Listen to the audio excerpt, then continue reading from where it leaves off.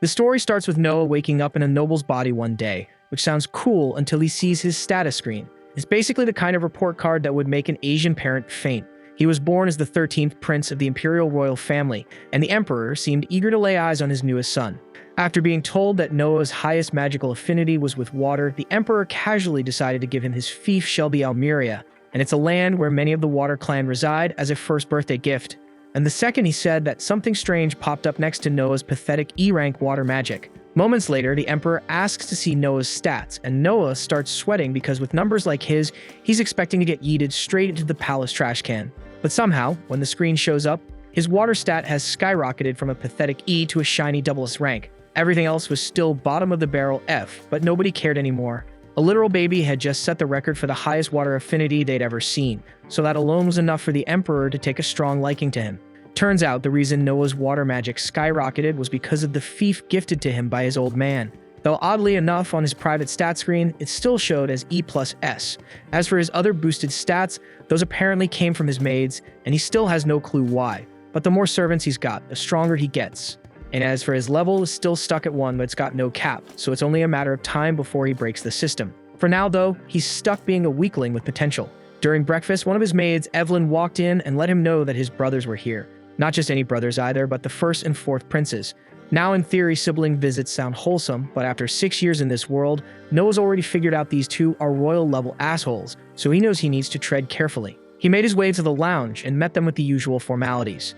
Then, the 1st prince, Albert, suddenly announced that he had brought Noah a present. His servant carried it in, and the moment Noah laid eyes on the sword, his blood ran cold. That damn thing was cursed, and he could literally see tortured souls swirling around it. And of course, Albert knows damn well this thing is haunted, but he plays it off like it's just a nice gesture. And Noah couldn't just reject a gift from the Dan Crown Prince, so he had no choice but to accept it, fully aware that this was going to come back to bite him hard. He grips the hilt and slowly raises it, while Albert casually explains that this is a water attribute magic sword, and over 120 knights have already died trying to wield it.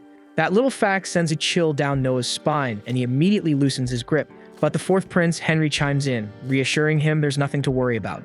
According to him, everyone who wasn't worthy of the blade dropped dead the second they touched it. So if Noah was going to die, it would have already happened. The only reason he's immune is probably because of his double S-ranked water affinity.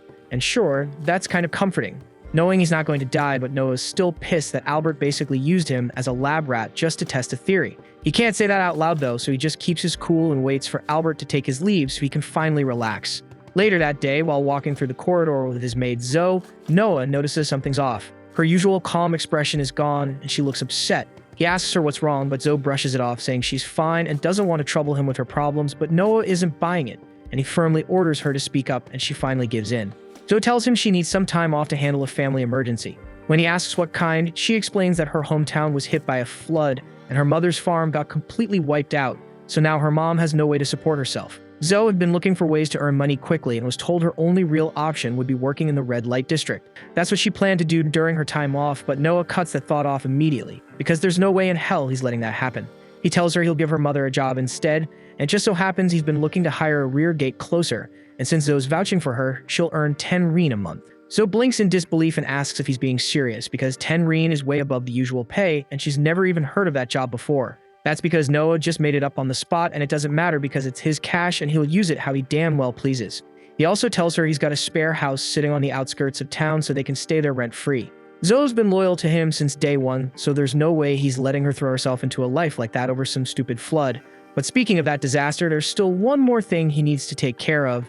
He calls his butler Dylan and gives a direct order. Start buying up as much flood-damaged land as he can. Both Dylan and Zoe are stunned by what they just heard, but Noah calmly explains his reasoning. In times like this, vultures always come crawling, scammers looking to take advantage of desperate people who have just lost everything. So he wants to secure the land before those crooks can sink their claws in. Dylan is left speechless, completely blown away that a 6-year-old could think so far ahead. Noah's way too sharp for his age, and while Dylan doesn't know it, Noah's past life taught him plenty about this kind of exploitation. Of course, he can't exactly say that, so he just moves on like it's nothing. Dylan's fully on board with helping him buy the land, but there's one huge problem, and it's the cost, and he estimates the whole thing's gonna run around 700,000 reen. Zoe practically gasps at the number, and Noah gets it. That's more than just pocket change. For context, the average adult in the capital earns around 120 reen a year, enough to support a family, own a house, and eat well. Noah's estate is definitely wealthier than the norm, but even then, he's only got around 500,000 reen on hand, so that leaves him short by 200,000. With barely any options, Noah decides to sell the land gifted to him, the fief territory the emperor gave him when he was born. Dylan immediately shoots that idea down because that land came straight from the imperial family, so selling it without permission isn't just frowned upon, it's a crime. Noah knows the risk and he knows the consequences, but he's still willing to go through with it. If his father wants to punish him, then so be it, he'll deal with it later.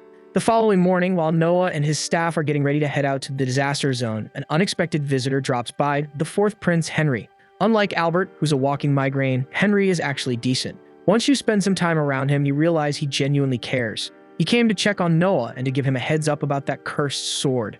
Apparently, the damn thing has a will of its own, so even if Noah's immune to the curse, the blade won't behave unless it recognizes him as its master. That info sticks with Noah, and he appreciates Henry for not being a complete tool. And soon after, Noah sets out for the village of Doso. When he arrives, it's worse than he imagined. Calling it flood damage is putting it lightly. The place looks like Poseidon and Kratos threw hands here and forgot to clean up, as entire sections of the village are shredded. And from just looking around, Noah can already tell most people probably lost all their official documents in the chaos.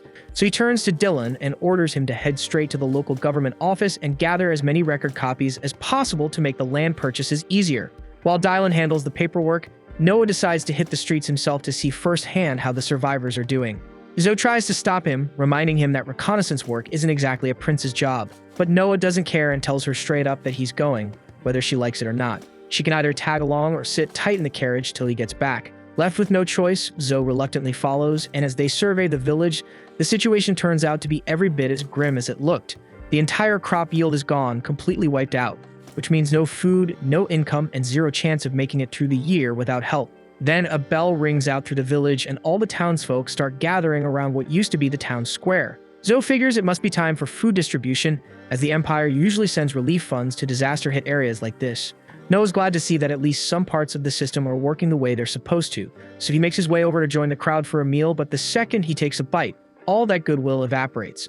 The food is so bad, he's convinced even Indian street food would taste gourmet compared to this disaster. The broth is a watery, bitter mess, and he's pretty sure the veggies in it are half-rotten.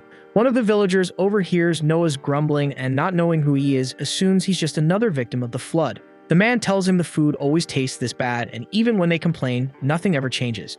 The cooks don't give a damn about hygiene or food safety. They just slap whatever they have into a pot and call it a day. Just then, a loud announcement cuts through the chatter, and inspection is underway. Noah asks Zoe what's going on, and she explains that the local government official Lord Garrel is here to check the food quality. Garrel strolls over to the pot of mystery stew, takes one look at it, and thinks it's absolute garbage. But since he's not the one eating it, he couldn't care less, and he casually tells the chef to whip up something actually edible for him back at the mansion. The chef nods, grinning, clearly in on the arrangement. But Noah's not about to let this slide, so he steps forward and calls Garrel out, asking if the reason the villagers are being served garbage is because he's siphoning off the food budget. Garrel, thinking Noah is just another poor nobody, doesn't even bother denying it. He openly admits to skimming the funds and laughs it off, because in his mind, there's nothing a powerless peasant can do about it. Listening to this arrogant bastard brag about stealing from flood victims makes Noah's blood boil. The fury hits him so hard that the cursed sword in the carriage begins to stir in response. Garrel finally snaps after hearing one too many words from this random brat. He draws his sword, fully intending to shut Noah up permanently. But before he can swing, the Leviathan's sword bursts from its case and flies straight to Noah's side. Fueled by his unshakable will and sense of justice, the sword recognizes him as its rightful wielder. And now that it's chosen him, Noah doesn't hesitate. With a single clean strike, he cuts Garrel's head clean off for the crimes of stealing relief funds and threatening a royal prince. Not long after, Lord Rowan, Garrel's superior, arrives on the scene. Some guards rush up and try to convince him to arrest Noah for executing Garrel. But the moment Rowan lays eyes on him, he immediately recognizes who he's dealing with. He kneels without hesitation to show respect to the 13th prince. Noah tells him they need to have a serious conversation about what's been happening here, though the message is clear. Rowan is in hot water for letting Garrel run wild this long. Garrel's punishment is already done, but the rest of the rats who helped him steal are still around, and Noah expects Rowan to clean house. And for now, he gives one final order. Make sure the people get a proper meal. Later that day, after Noah wraps up the purchase of the entire village, word of what happened reaches Albert. He's genuinely surprised that Noah managed to wield the Leviathan's sword without any backlash. But instead of being worried, he smirks. His little brother might have passed this test, but Albert clearly has more plans waiting for him down the line. At the same time, Noah is summoned for a meeting with his father. He walks in ready to be scolded for selling off imperial land just to buy a flooded village. But to his surprise, the emperor thanks him instead. If Noah hadn't stepped in, the suffering in that village would have been far worse. It's clear to him now that Noah's no ordinary prince, he's capable, so he asks him to keep using that strength for the good of the empire, and Noah cheerfully accepts the request without hesitation. The following morning, Noah makes his way to a quiet little diner tucked away on Raid Street, hoping to catch a glimpse of a street singer who's built a bit of a reputation around town. Stepping inside, he picks an empty seat and settles in without drawing attention, his eyes casually scanning the place. Just then, a girl with cotton candy pink hair steps up and starts singing for the diners. As her voice carries through the room, Noah instantly recognizes her as he's heard talk about her before, and her name is Alice. As he listens closely, he figures her voice isn't bad at all. But even without being a music expert, he can tell her technique is still pretty rough. She's got talent, sure, but there's a long road ahead. Still, one thing's crystal clear. She's giving it her all. Every note she hits, every line she sings, she pours her heart into it. She's not doing this just for fun. She's trying to grow, trying to survive on what little she has. Out of nowhere, the vibe in the diner shifts completely when three rough-looking men burst through the doors. They start shouting and instantly pull all attention their way. The moment they spot Alice, they begin yelling at her, demanding to know why she's wasting time singing instead of finding a real way to pay off her parents' debt. At their words, Alice shrinks back, clearly terrified as the men close in on her. Her voice shakes as she tells them she doesn't have the money yet, but she swears she's doing everything she can. She just doesn't have anything to give. The guys exchange dark smirks and start tossing around disgusting suggestions about how else a girl like her might pay up. Disgusted murmurs fill the room, but nobody steps forward. Everyone watches, frozen and powerless. Just when things are about to cross the line, Noah suddenly rises from his seat. He walks over, calm and composed, and reminds them that imperial law strictly forbids forcing a child to repay a parent's debt. The men snort and brush him off, assuming he's just some pampered rich kid who doesn't know how the world works. One of them then grabs Noah by the collar and goes to strike him. But it's a big mistake, as Noah counters using the power of his Leviathan sword, releasing a surge of pressure that shocks the entire room. The men instantly realize they've messed with the wrong person, so panic overtakes them, and the three thugs bolt out of the diner without a second thought, too scared to push their luck any further. With the danger gone, Noah turns back to Alice, his voice gentle this time. He asks her how much she needs to make it through the month, and she hesitates before explaining that most of what she earns goes toward her mother's medical care. After hearing everything, Noah calmly tells Alice that from now on, he'll be giving her 25 rein every month so she can focus entirely on her singing without worrying about money. He also promises to raise the amount as her skills improve, encouraging her to keep chasing her dream without fear holding her back. Deeply moved, Alice thanks him with genuine emotion, telling him how much his kindness means to her. She promises she won't let him down and swears to work hard and keep growing as a singer. Later, Noah heads back home, only to find the same three thugs from earlier kneeling at the palace gates. Heads bowed, they're practically groveling, desperate to apologize for what happened. One glance is all it takes for Noah to realize what's going on. They've clearly figured out who he really is, but instead of wasting time with them, Noah calmly turns to the maids and tells them to send the men away, adding that the prince isn't someone they can just meet whenever it suits them. A few moments later, Noah's older brother Henry shows up and immediately agrees with how Noah handled it. He says refusing to meet them was absolutely the right call because letting people like that come face to face with royalty would only cheapen the dignity of the crown and undermine the authority of the royal family. Noah then invites Henry inside and explains that his decision wasn't just about protecting royal pride. He tells him everything that went down at the diner and admits that if he had spoken to the men personally, they might have assumed he was angry and start avoiding him. And if that fear keeps them away from Alice, then that's exactly the outcome he wants. Henry listens carefully and finds himself genuinely impressed. For someone so young, Noah was already thinking several steps ahead. He even admits that most of their brothers, despite being around Noah's age, wouldn't have had that kind of foresight, and the realization makes Henry even more proud. Henry then brings up the Leviathan sword and asks if the rumors are true that Noah has actually mastered it. Noah confirms it's true and says he was only able to do it thanks to the advice Henry gave him earlier.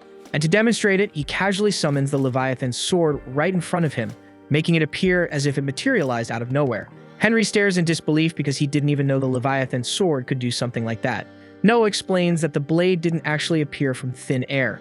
It had been hidden beneath his sleeve the whole time, compact and dormant until it expanded at his command. The sword itself had a will, and it was the one that taught him how to use the ability. Henry admits he had no idea that was even possible and praises Noah for discovering it on his own.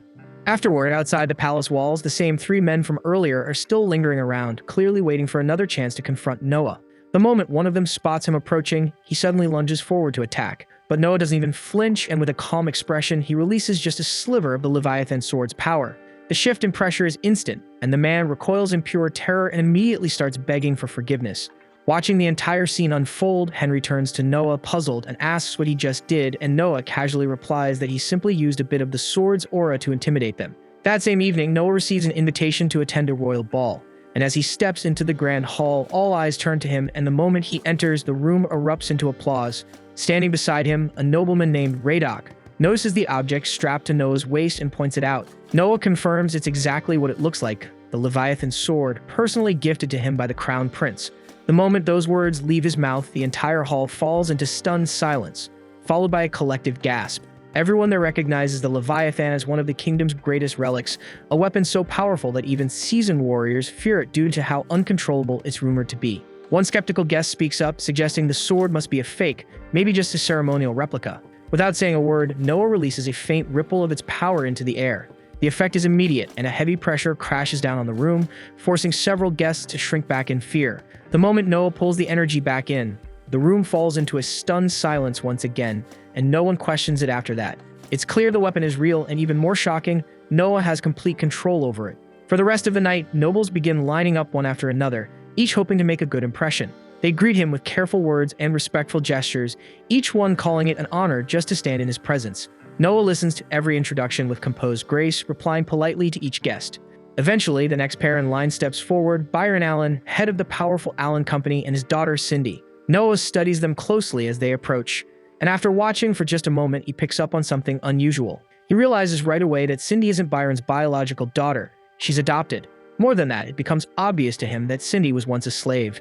The clue lies in her eyes. That careful, guarded look, always scanning the room, quietly bracing herself. It's a look Noah knows well, the look of someone who's lived in chains and never stopped watching their backs. Byron is left speechless that Noah managed to figure all that out just by looking at her. Stunned, he drops to one knee and admits everything. He explains that Cindy was originally a slave he purchased, but after seeing how sharp and quick-witted she was, he made the choice to adopt her as his daughter. Hearing that puts a genuine smile on Noah's face. He always enjoyed stories where someone's life took a turn for the better. Moved, Noah invites both Byron and Cindy to visit his estate sometime soon, saying he'd love to hear more about Cindy's past in detail. Byron bows respectfully and agrees, saying it would be his honor. After exchanging farewells, the two politely excuse themselves from the party. The following day, Noah's strolling casually through town when he unexpectedly bumps into his brother Oscar, who also happens to be the kingdom's 8th prince. After a bit of light conversation, Oscar suggests they go on a treasure hunt together, saying he's got nothing else planned for the day. Noah agrees, and the two set off toward a place called Cobalt Street. Though Noah's never been there before, he's heard plenty about it. Supposedly, it's packed with rare antiques from all over the Empire. Oscar, however, points out that the place is just as infamous for being swarmed with fakes. Spotting a genuine item among the junk is seen as a basic test of skill for any proper noble. They end up spending hours browsing through shops and stands, but nothing really stands out. Eventually, Oscar sighs and suggests they give up and head home. Just then, Noah's eyes land on an old book tucked away in a dusty corner. Something about it pulls him in, so he decides to buy it. Oscar leans in for a closer look and suddenly freezes. His eyes widen as he realizes what Noah's holding: the grimoire of Andrea, the legendary mage. Oscar is convinced it's authentic, and if so, depending on the contents, the book could easily be worth 1,000 rein. He stares at Noah in disbelief and asks how he knew the book was the real deal. But truth be told, Noah had no clue. The only reason he bought it was because the second his fingers touched the cover, he got a plus added to his win stat, and that odd reaction was enough to make him think the book was worth something. Out of nowhere, a wild idea hits Noah, so he pulls out the Leviathan sword and carefully channels a bit of its energy straight into the grimoire. And within seconds, the book jolts violently, slips out of his hands, crashes to the ground, and flips open by itself. One of the spell pages glows ominously, and something dark and ancient is triggered. Before they know it, the forbidden tome unleashes the sealed soul of the legendary sorcerer right in front of them. Oscar's eyes go wide with horror. He instantly realizes how serious this is and yells for Noah to get the hell out of there. But instead of running, Noah plants his feet, lifts the Leviathan, and without flinching, slashes straight through the incoming spirit with a single brutal swing. The blow cleaves through the sorcerer's soul, erasing it completely in one strike. As the danger fades, Noah glances at his status window and sees something new. His wind skill just jumped to SS rank. The sudden upgrade catches him off guard, but he doesn't sit on it. He quickly checks on Oscar, who's still frozen in disbelief. The prince can't wrap his head around what just happened. One moment they were standing in front of a book, and the next, Noah had wiped out a legendary soul like it was nothing. He keeps asking himself how Noah managed to grow this powerful so fast and how he knew exactly what to do. Before the dust even settles, a man steps forward and kneels respectfully before them. He introduces himself as Alan, the owner of a nearby antique shop. After witnessing what Noah just pulled off, Alan says he feels it's only right to show him something he's been holding on to for years, something he believes might actually be a real treasure, and he politely asks them to come with him.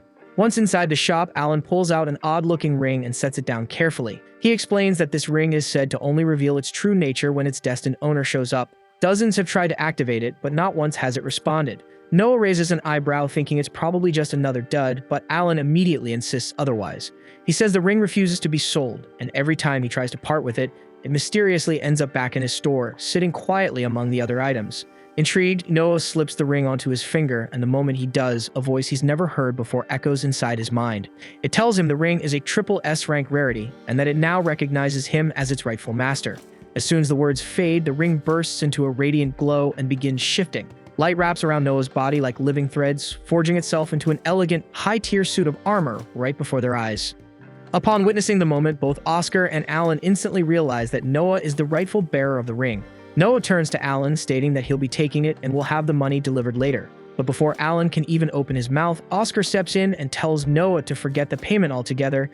He'll cover the cost himself and insists Noah treat it as a personal gift. With nothing more to say, Noah accepts the ring. Soon after, Oscar drops him off and says his goodbyes. But just as Noah is about to walk through the door, that same rough-looking guy from the diner suddenly comes charging at him with a sword.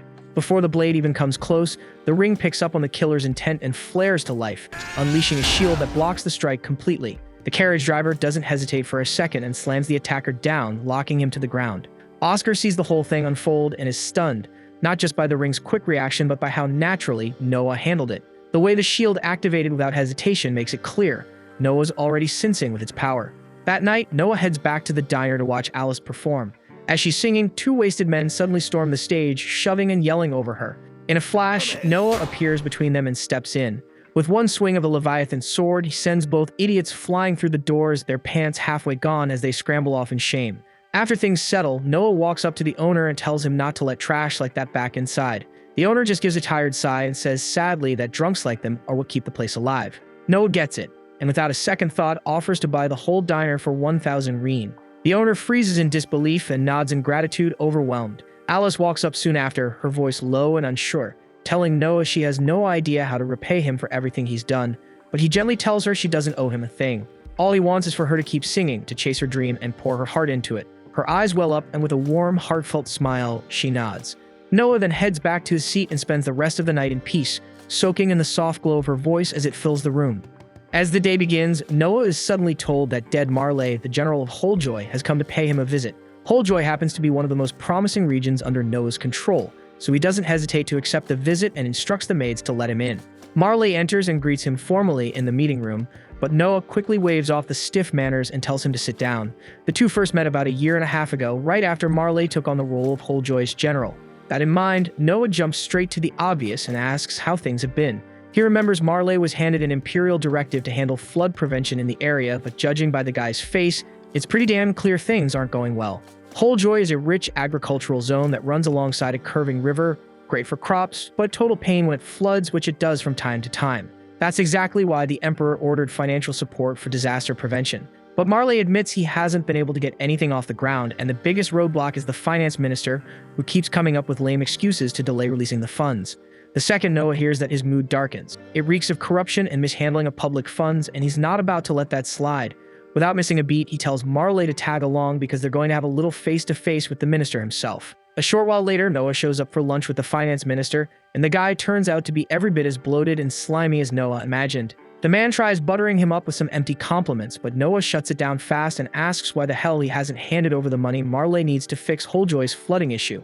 The minister stays calm and claims he's got a valid reason, but before he can even spit it out, Noah cuts him off and warns him not to think he can talk down to him just because he looks young. Last he checked, treating a royal with disrespect was still punishable by death. That gets the minister squirming a bit. So he hurries to explain that after last year's flood, the Emperor was kind enough to give Wholejoy a tax break, so he figured they could just use the money they saved to handle this year's flood situation. Noah stares at him like he's gone insane. That might just be the dumbest excuse he's heard in all 6 years of living in this world. He flat out asks the man if he thinks he's talking to an idiot. The tax exemption was clearly given because Wholejoy couldn't afford to pay anything in the first place, so to act like they've got extra funds lying around now is just a slap in the face to Noah's intelligence.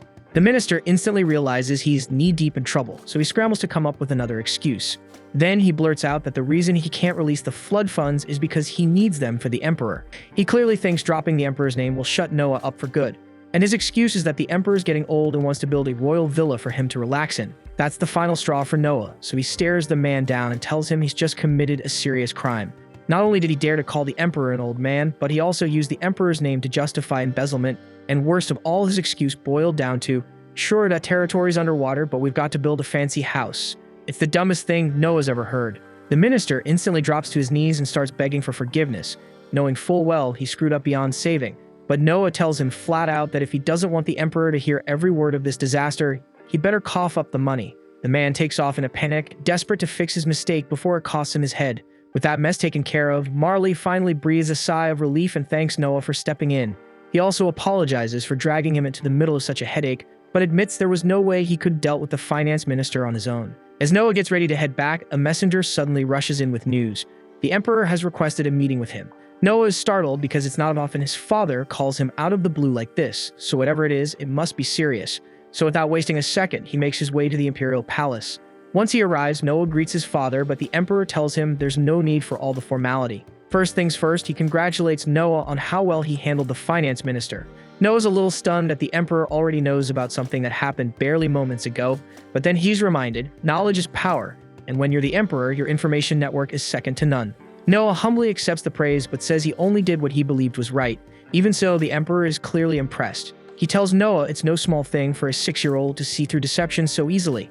And to top it off, he also heard about how Noah mastered the power of Leviathan in such a short time, which is especially impressive given how dangerously dark that sword's magic really is. Noah knows exactly how dangerous Leviathan really is because if he hadn't intervened back at the party, that sword would have wiped out every last person there without hesitation. But even with all that insane power, Noah still hasn't properly learned how to wield a blade. That's why the emperor decided to assign him a personal instructor. Not just anyone either, this is Damien Noble, the empire's undefeated champion and the greatest swordsman alive. The emperor wants Noah to absorb everything he can from him, and Noah agrees to the arrangement. But before any formal training begins, Damien suggests they have a little friendly duel first. The emperor raises an eyebrow, thinking that's a bit unfair since Noah's never been trained in sword combat, but Damien reassures him that it's just a light test to gauge Noah's raw potential. Eventually, the emperor gives the go-ahead, so Damien lifts his sword and tells Noah to attack however he likes. Without hesitation, Noah grabs Leviathan and charges straight in. As the fight begins, Noah suddenly feels the instincts and battle experience of Leviathan's previous wielder flooding into him, and his swordsmanship gets sharper by the second. Blow after blow, he holds his own, and soon, he and Damien lock blades in a clash of raw force. Just when Damien thinks he's gained the upper hand, Noah flicks his sword upward with perfect precision, disarming the Empire's greatest warrior on the spot. Both Damien and the Emperor are left stunned, as Noah has already reached the level of a swordmaster, so there's simply nothing left for anyone to teach him. The Emperor is left speechless, watching his 6-year-old son take down a legend in real combat. Still, he can't help but feel a wave of pride. As a reward for such an insane achievement, he offers Noah the role of head judge for this year's Knight Selection exam, and Noah's genuinely honored to take on the responsibility. The Knight Selection is a massive annual tournament where warriors from across the world gather to prove their strength. Inside the Empire, military power is everything. The top fighters from regional qualifiers all meet in the capital for a final showdown, and whoever wins earns the title of Knight. Once they're officially knighted, their first mission is to serve directly under the head judge. And since Noah's power increases whenever he gains a skilled subordinate, he's more than eager to see how it all plays out. The tournament is usually structured as either a round robin or single elimination, but Noah's already got a different idea for how things should go this year. He asks the Emperor for permission to scrap the regional qualifiers altogether and host the entire tournament in the capital because he wants to witness every battle with his own eyes, and he refuses to let any promising candidates get tossed aside just because he's not there to stop it. The Emperor grants full permission, telling him to run it however he sees fit. And with that, Noah gets straight to work putting his new plan into action. Back at his place, Noah casually asks Zoe if her home village ever sends anyone to compete in the Knight Selection exam. She says they do, but usually just one person, and that's only so the village can hope someone makes a name for them. Noah lets her know that he's decided to eliminate the regional preliminaries altogether, which means her village can send as many people as they like. Zoe's glad to hear it, but says there's still a huge problem. The reason they only send one candidate isn't just about odds, it's money. They simply can't afford the cost of travel and staying in the capital for the duration of the exam. The entire village has to scrape together every coin just to send that one person, so the idea of sending more just isn't realistic. But Noah doesn't like the idea of potential talent being wasted because of money, so he decides right then that he's going to personally cover travel and lodging for all candidates this year. It's a generous move, no doubt, but also an expensive one. Housing that many people in the capital would normally be insanely expensive, and there's no way they can just throw that kind of money around. But Noah already has a plan. He says he'll purchase all the vacant buildings in the area and use them to house the candidates. And if that still doesn't cut it, he'll build a hostel from scratch. That way, whatever they spend won't go to waste after the tournament's done. As for food, he plans to get in touch with all his merchant contacts and secure the best deal possible. Eventually, Noah brings Byron in and asks him for a cost estimate on the whole operation. But when Byron gives him a number, Noah immediately gets stunned because the price is way too low. There's no shot Byron would make any profit like that. But Byron brushes it off, saying it's fine, he just wants to support the prince. But Noah doesn't buy that shit because he knows damn well that merchants never give anything away unless there's something in it for them. So he calls Byron out and asks him to cut the act and just say what he wants in return. Byron is honestly impressed that a kid Noah's age understands how business really works. Since the mask is off now, he admits he was hoping Noah could pull a few strings during the next castle staff selection, just enough to get one of Byron's people hired. That way, if something important ever goes down within the castle walls, Byron would be among the first to know. Noah agrees to the deal, and to show he's serious, Byron swears full loyalty to Noah and Noah alone out of everyone in the royal family. Adding Byron as a subordinate gives Noah a solid stat boost. But just as he's checking his stat window, he notices something weird. His water magic stat just dropped by 1 rank. Most of that stat comes from the land he governs, which means something bad must just happen in Almeria. Noah then heads straight to his father to report that something's going on in Almeria. The emperor listens carefully and believes him, but still asks how Noah could possibly know such a thing. Noah obviously can't reveal the existence of his stat screen, so he keeps things vague and says he's just been picking up on signs for a while now. That answer seems to satisfy the emperor, who shifts gears and begins explaining the situation. Turns out there's a rebellion brewing in the region. He asks Noah if he'd like to personally handle the matter, but after thinking it through, Noah declines. Most nobles would jump at the chance to earn glory through battle, but he tells his father that Henry is the better choice, since he's got far more experience dealing with this kind of mess. Later that evening, Noah and Henry ride together in a carriage, and Henry asks if he's really okay giving up such an opportunity. In a country like theirs, Noah could have boosted his status big time by securing a major battlefield victory. But Noah tells him the truth. He doesn't believe he's strong enough yet to lead troops into combat, and even if he somehow survived, he'd likely lose good soldiers in the process, and that's not something he's willing to risk just to chase a title. All of a sudden, Leviathan sends a warning of hostile intent nearby, so Noah immediately tells the driver to stop the carriage. He's certain it's a group of rebels trying to assassinate him, and since he's the target, he leaps out and sprints away from Henry, putting as much distance between them as he can. Right after that, 4 massive jets of water erupt from the ground, aiming to converge on him, but Noah already has his shield up and blocks the attack without a scratch. The rebels then rush in to finish the job, but they're completely out of their depth. Noah takes them down one by one in mere seconds, his technique too polished, his speed too fast. Henry watches the whole thing unfold and is honestly stunned by how easily Noah handled them. The only downside is that they didn't manage to interrogate anyone. They could have gotten useful intel if they'd kept one alive. That's when Noah casually mentions they're not dead. He only knocked them out, so Henry is free to interrogate them to his heart's content. Not long after that, Noah learns that the rebel forces in Almeria are made up mostly of cavalry. But there's a catch. Almeria doesn't have a single horse farm, which means the rebels must be getting their horses and supplies from neighboring regions. And that little piece of intel sparks an idea. Noah summons Byron and gives him a very specific order. Buy out every last bit of horse feed from the territories surrounding Almeria. Once the rebels start running out of supplies for their mounts, their mobility vanishes, and that'll make it a hell of a lot easier for Henry to finish the job and crush the rebellion for good. Not long after, the Emperor summons Noah to give him an update. He says his men interrogated the assassins and actually managed to get something out of them. Apparently, their goal wasn't to kill Noah. They were trying to kidnap him and use him as leverage. But Noah isn't buying it. He flat out tells his father that any hitman who cracks this fast is probably just feeding them bullshit. The Emperor, amused and a little proud, notes how sharp Noah is for his age. Still, he reassures him that they've got ways of telling when someone's lying. Noah doesn't care to ask what kind of methods those are, but he's not exactly into torture, so he just lets it slide. Then the Emperor switches gears, giving Noah credit for acting fast and crushing the rebel threat before things got out of hand. He's especially impressed that Noah had the foresight to target the enemy's horses. That catches Noah off guard because he only told Alan to start buying horse feed a few minutes ago, and somehow his dad already knows about it. But the Emperor keeps going, saying that while starvation is a common strategy, one even the Crown Prince Albert wanted to use to humiliate the rebels, but Noah went a step further. Instead of just starving the men, he cut their power by focusing on their horses. And what's even better, he used his own allowance to fund the move. With a proud smile, the Emperor pats him on the shoulder, telling him he's not just smart. He's got the guts to act fast when it matters, and that kind of decisiveness isn't common. Noah feels a weird sense of pride bubbling up inside him, maybe a little too much pride, like he's enjoying this praise way more than he should, but the Emperor doesn't stop there. As a reward for his sharp thinking, he gives Noah the right to add a sword to his personal crest. That might not sound like much, but in a warrior kingdom like theirs, it's a huge deal. No one's allowed to touch the sword emblem without imperial approval, and doing it without permission could mean death. Even just getting a flag added to your crest is rare, so yeah, this is a massive honor. And Noah's trying hard not to smile like a kid who just got a whole candy store. Later that day, Alan drops by, so Noah walks over and greets Alan, teasing him for showing up early. Alan just nods, saying he's already familiar with every type of horse feed sold in the market, plus the transport routes, so cornering the supply won't be hard. Still, he's not too relaxed about it, so he warns Noah that Carfin, the rebel leader, is a dangerous bastard who'll do anything to get what he wants. While Noah is minding his business, a maid rushes in to inform him that there's a wounded man outside their gate. Curious, he goes to check it out and finds a bloodied knight barely holding himself up.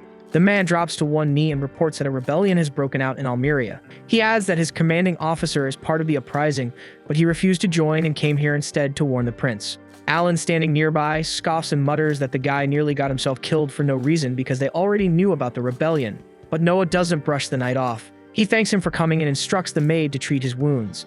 Just as he's turning to leave, he stops, thinks for a second, and then tells her to reward the knight with 1,000 reen. Alan follows after him, clearly annoyed, asking why the hell he's throwing money away for intel they already had. Noah calmly replies that the reward isn't for the information, it's for loyalty and guts. Later, Zoe barges into Noah's office looking like she's seen a ghost, and she drops to her knees before even saying a word. Noah gets concerned and asks her what's going on, but she doesn't answer at first. She just pulls out a pouch with 500 reen and then hands him a small glass vial. She explains that some shady stranger offered her both as payment to drug Noah and hand him over. That's when it hits him. The rebels are getting real desperate if they're trying to snatch him like this. He stares at the bottle for a moment, then asks her why she brought it to him instead of going through with it. That's when she breaks down in tears. She says the men threatened to kill her if she failed, but no matter what, she could never bring herself to betray him. Without saying a word, Noah walks to his desk, grabs a pen, and writes her a check for 5,000 reen. He tells her it's for not selling her loyalty cheap. Zoe stares at the amount, her brain short-circuiting. She stammers that she can't accept something this big, but he just tells her to quit arguing and take the damn reward. As she keeps crying and thanking him, he quietly says there's something else she needs to do. He tells her he's going to drink the sleeping drug, and once he's out cold, she's going to deliver him to the bastards who made the offer. Then she's to run, as fast as she can, before they get the chance to shut her up for good. Zoe's whole body shakes just thinking about it, but Noah's not asking for permission. His decision is final, and he's going to meet the rebels face to face.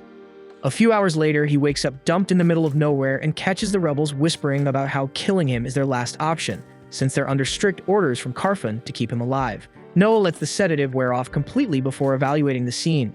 His wrists and ankles are tightly bound, but these clowns clearly never played a real game of search and destroy because they missed the damn Leviathan hidden snug in his ear. He pulls it out, returns it to full size, and summons a water blade through his enchanted ring to slice the ropes clean. With that out of the way, he taps into the sword's memory to review what went down. He watches himself slumped unconscious in his office while Zoe bolts out the door and the rebels swoop in around him. They didn't even bother chasing her, as their orders were extract Noah fast, then he was hauled into a wide-open carriage and driven off. Now, fully caught up, Noah shifts his focus to the rebels chilling around a campfire. Their leader starts yelling about whoever screwed up the rope job, right before Noah drops in with Leviathan ready. The bandits laugh, thinking he's just some pampered noble without his big brother this time. One charges in to smack him down and drag him back, but the fool doesn't even get a step in before Noah flashes forward and slices clean through every artery in his neck. The man drops dead on the spot, and now the rest start to panic. Noah mutters that he was hoping to interrogate someone, but it's useless when a whole squad's made up of morons who still think Henry took out the assassins. The rebels raise their weapons, but Noah quickly wipes them out without breaking a sweat. Then he notices Zoe approaching with a squad of knights and asks what the hell she's doing here. She says she got worried and came to rescue him, but turns out she didn't need to lift a finger. Noah motions for the knight captain to step forward and take the rebels into custody. As they start rounding them up, one of the rebels drops a strange dagger and a knight moves in to grab it, but Noah immediately yells at him to stop. Everyone freezes as Noah steps toward the blade, sensing a heavy wave of cursed energy radiating from it, something only he can pick up thanks to his link with Leviathan. He vaguely recalls overhearing the rebels mention a cursed dagger they were saving as a last resort. As he stands before it, he feels the deep malice of whoever laid the curse, and for just a second, he catches a glimpse of the bastard's face. Noah instantly realizes that the face he saw belongs to the leader of the rebels and decides to handle it himself. He speaks to Leviathan, asking if it can help him pull this off, since something like this should be ridiculously easy for a legendary water element sword. Leviathan answers by glowing, and Noah channels its cursed energy to fire a stream of corrupted water straight into the sky. The cursed torrent shoots far above the clouds and across half the empire, eventually reaching Karfun and striking him directly. The following morning, the Emperor summons Noah once more and kneels down at his height, patting his shoulders in praise for the unbelievable feat he just pulled off. Reports say the rebel leader was found dead with a clean hole drilled straight through the center of his forehead, clearly made by a jet of water, and the Emperor knows there is no one else who could have done that except Noah. Noah confirms it, explaining that he used the hatred embedded in the cursed dagger to lock onto the rebel leader, then landed a no-scope headshot from hundreds of miles away. With their leader gone, crushing the remaining rebels becomes an easy job for Henry, and before long, everyone involved is captured. Later, a massive assembly is then called to decide their punishment, and the Emperor orders the culprits to be drawn and quartered. The crowd is pleased with the sentence, but Noah steps forward and respectfully kneels before the Emperor, telling him that he should not do that. The entire hall freezes at his words, especially the Emperor, who asks what he is talking about. Noah explains that punishment must follow the law, and there is no provision for quartering anyone. According to the law, the rebel leaders are to be split in half, while the rest are sent to forced labor camps, and Noah insists that this is how it should be handled. The Emperor asks how he could possibly refuse the most brutal death for those who dared rebel in his own territory. Noah calmly replies that if the Emperor breaks the law, it would damage his reputation and undermine the people's trust. Everyone is left speechless by that answer, but the Emperor ultimately agrees with Noah. He says they will follow the law, then adds that the criminals should still receive the harshest punishment the law allows without any compassion. Noah has no objections, so the Emperor turns to the Prime Minister and orders him to see that everything is carried out to the letter of the law. The entire court bursts into applause, showering Noah with praise for daring to correct the Emperor so boldly, and for doing it with logic and respect. So they start hailing him as a future legend. Even the Emperor can't hide how proud he is, clearly moved by the fact that Noah had the guts to stand up to him for the right reasons. After thinking it over for a moment, he decides to reward Noah with a title. He says that while any of his children might challenge him, it's rare to see someone do it not out of pride, but out of principle. That's why he grants Noah the title of the Wise Prince, and the change immediately updates in Noah's status window. The Emperor even jokes that if Noah had been born 10 years earlier, things might have turned out differently. He doesn't outright say Noah would have been a contender for the throne, but the implication hangs thick in the air. The court erupts into cheers after that comment, and the Emperor shifts the topic by asking Noah how preparations are going for the upcoming Knight Selection exam. Noah politely requests permission to explain his plans later, and the Emperor agrees to hear them after court is adjourned. Later, they head to the palace gardens near a fountain. Noah relaxes with a cup of tea while 4 servants surround him holding buckets of water. And at his signal, they all try to splash him at once, but he calmly activates the shield in his ring, stopping every drop from touching him. The Emperor raises an eyebrow, not fully grasping what he just saw, so Noah explains during the selection exam, he's going to ask each participant to attack him the same way, and he'll judge their skills based on how close they get to hitting him. The Emperor is clearly impressed with the unorthodox approach, though he expresses concern that it could be dangerous. Noah, confident as ever, says he'll personally handle anyone strong enough to break through, and once again, the Emperor is blown away by his boldness and innovation. Later that night, the Emperor sits in the throne room alongside the Prime Minister, who questions whether it was wise to make that public remark about Noah being born too late. The Emperor simply laughs, saying he meant every word. Noah is something else entirely. Still, there's a flicker of unease in his eyes as he mentions Leviathan. Its true power is still sealed, and that's no small thing. He quietly gives an order to bring out a special treasure, murmuring that Leviathan's full strength is never meant to be unleashed, but maybe Noah is the one who can handle it. The night of the selection exam finally arrives, drawing in crowds from even the farthest corners of the empire. Commoners, nobles, and onlookers alike flood the capital to witness the next generation of knights prove their worth. But this year's turnout is massive for one reason. Word had gotten out that the legendary Wise Prince Noah would be one of the judges. With that kind of name attached, everyone wanted a front row seat. Noah, unfazed by the excitement, sits calmly on stage, sipping tea like it's just another day. He's already decided to use his enchanted defense ring to gauge the candidates, and right on cue, one of them boldly charges at him without warning. The ring flares to life, casting a barrier that absorbs the hit with ease. The attacker swings again and again, trying to break through with sheer force, but the shield doesn't budge an inch, causing him to sword break. The crowd watches in awe, and whispers ripple through the stands that this is the power of the Wise Prince. From his private balcony above, the Emperor watches with amusement, noting that this year's test is already shaping up to be far more exciting than the last. Still, flash and spectacle aside, the point of the exam is to find true knights, and he's curious who Noah will end up picking. By the time the sun begins to set, another candidate is throwing everything he has at Noah, hurling flames with all the magic he's got left. Noah casually conjures a barrier, letting the fire dance harmlessly in front of him. The candidate drops to his knees, completely drained, and realizes he's just not good enough. Noah agrees silently that none of the participants so far have stood out, and he's starting to lose hope for a surprise. Then comes the final candidate of the day, and Noah barely pays her any mind until she steps up. A blonde girl, calm and focused, strikes with her blade. The defense shield kicks in as usual, but to everyone's shock, she doesn't back down. With one clean, powerful push, she shatters the shield and actually manages to cut him. It's not deep, but the fact that she landed a blow leaves the crowd stunned and Noah wide-eyed. The guards instantly rush in and restrain her, but Noah tells them to stand down. Instead, he asks for her name, and she answers Shirley Grants. Without a moment's pause, Noah turns to the crowd and declares that Shirley has passed the exam. The announcement hits like a thunderclap because she's the only one all day to pass. The guards are stunned, struggling to understand why Noah would accept someone who just wounded him, but that only makes the spectators admire him even more. They begin shouting his name in praise, calling him a noble and generous ruler. Noah leads Shirley into his estate, and as she drops to one knee before him, her mind races with dread over what sort of penalty might await her for injuring him during the test. Hurting royalty, even by mistake, is no small thing. But Noah quickly puts her mind at ease, telling her not to be ridiculous. It was obviously unintentional. He gives a faint smile, then unexpectedly tells her to strike him with that same move again. Shirley hesitates for a second but obeys. She stands up and thrusts her blade at him.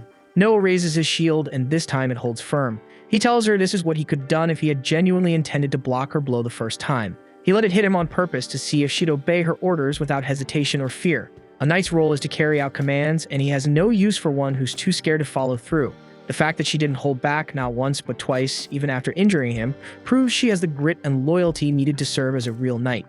Shirley is caught off guard, realizing Noah's got far more backbone than she expected for someone his age. His cool, composed confidence tells her everything. He's got what it takes to lead. Moved by respect, she kneels again and swears loyalty to him, promising to serve him faithfully for as long as she's a knight, and Noah gives a satisfied nod. When he glances at his stats, he notices that recruiting Shirley has given him a noticeable power boost, another win as a leader. Right then, Zoe steps in to let him know that the doctor, someone named Croy, has arrived. Croy immediately gets to work inspecting Noah's injury, and after a careful check, he confirms that Shirley's strike didn't hit anything major, so no organs or veins were damaged. Meanwhile, Shirley quietly observes the doctor, impressed by his skill and composure. It surprises her, since back in her village, no one even comes close to being a real doctor. Noticing the look in her eyes, Noah asks her what's on her mind. Shirley explains that where she's from, the village is too poor to have real doctors or any proper medical training. When people fall ill, they usually rely on the village elder to pray or perform some kind of spiritual ritual. Hearing that, Noah thinks for a moment and comes up with a simple solution: apprenticeships. He tells Shirley to pick out the brightest and most promising folks from her village, then turns to Croy and asks if he'd be willing to take them under his wing. Croy agrees without a second thought. Noah then tells Shirley not to worry about the cost. He'll take care of everything. Overcome with gratitude, Shirley gives him a deep, respectful bow and thanks him from the heart. That night, Shirley stays at the mansion and wakes up the next morning fueled with resolve. She gets into her armor and makes her way downstairs. As she passes through the corridors, she overhears two maids whispering about who Noah might marry in the future. The chatter stops her for a second, but Zoe quickly cuts in and says it's way too early for that kind of talk. After all, Noah is only 6. But another maid named Renee rolls her eyes and tells Zoe not to be so innocent, since every other prince had already tied the knot by the age of 15, and Zoe doesn't react much, keeping her composure. Rena picks up on that and immediately jumps to conclusions, thinking Zoe must secretly be in love with Noah and probably wants to marry him herself. Especially since Zoe's been studying magic nonstop lately, Rena assumes it's all for him. Zoe flushes a little but quickly brushes it off, saying it's not about romance or marriage. She just wants to be useful to him because of everything he's done for her. With that, she hurries off, leaving Rena to stew in her own theories, and Shirley just silently watches wide-eyed as Zoe walks away. At the same time, the knight recruitment results are in, and Noah is handed the final report. The head knight praises his choices and thanks him for his insight, saying that thanks to him, only the finest candidates made it through. Noah feels quietly proud knowing the kingdom's in good hands. To celebrate the successful selection trials, he decides to host a small gathering the next day. He even asks his childhood friend Alice to perform that evening, wanting the celebration to be cheerful but meaningful too. While the celebration is in full swing, Byron steps in to pay his respects to Noah. Noah greets him with a smile and mentions that he actually arranged the event partly with Byron in mind. He points out that a lot of merchants connected to the royal family are here tonight, making it the perfect time for Byron to mingle and build some solid business ties. Byron nods, clearly seeing the thought and planning behind the gesture. The party rolls on with music, laughter, and a shared sense of accomplishment in the air. A little while later, Zoe approaches Noah and tells him he's just received a letter. The envelope stands out, there's no name, no sender, and the person who dropped it off vanished right after delivering it. Before Noah cracks it open, Shirley warns him to be careful because it might be something dangerous. Noah gently taps the letter with the Leviathan sword to test for any threats. The sword remains silent, which tells him it's safe. He unfolds it and finds a warning inside, one that hints at suspicious activity brewing among what's left of the Almeria rebels. No other info is given, but Noah starts connecting the dots. It doesn't take long for him to guess that the messenger must have gone undercover to dig into the rebel movement. He thinks back and remembers it's probably that soldier from before, the one who warned him about the rebellion not too long ago. So hears that and admits it makes sense. The guy did seem pretty loyal to Noah. But Noah shakes his head, saying this is serious because if that soldier's out there playing spy without the proper training, he's walking straight into a death trap. Noah decides to loop in his brother Henry and let him know what's happening, hoping he can pull the plug before it turns ugly. But by the next morning, it's already too late.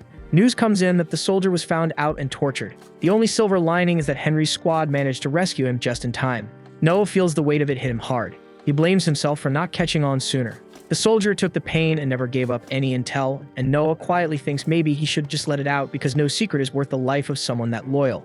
He tells Zoe to send word to Henry's squad, do whatever it takes to keep him alive. He's not ready to lose someone who'd risk that much for sake. The following morning, Noah heads out with Shirley to pick out a gift for Henry to thank him for putting down the rebellion. They swing by a local antique shop where the merchant lays out a variety of high-end items, but none of them really stand out to Noah. What grabs his attention is something hidden beneath a cloak. Curious, he asks the shopkeeper to uncover it. The merchant praises Noah's sharp instincts, then removes the cloth, revealing a stunning glass statue of a goddess. It's the work of a renowned artisan named Lindsay, and only 2 of them were ever made. Noah studies the piece for a moment, then calmly says he'll buy it and hands over 10,000 rein. But just as the deal's about to close, his brother Oscar walks in and freezes when he sees the statue. Turns out Oscar owns the other one and has been searching high and low for this second piece to complete his collection, but Noah's already claimed it. Without missing a beat, Noah steps toward the sculpture and smashes it. The room falls silent as the rare, priceless art crumbles into shards. Then Noah turns to the merchant and tells him the money will still be delivered. Oscar instantly figures out what just happened. With one destroyed, the remaining piece becomes a one-of-a-kind, making his statue that much more valuable. Oscar laughs, shaking his head, and admits the move was brilliant. Exactly the kind of wild thinking he's come to expect from Noah.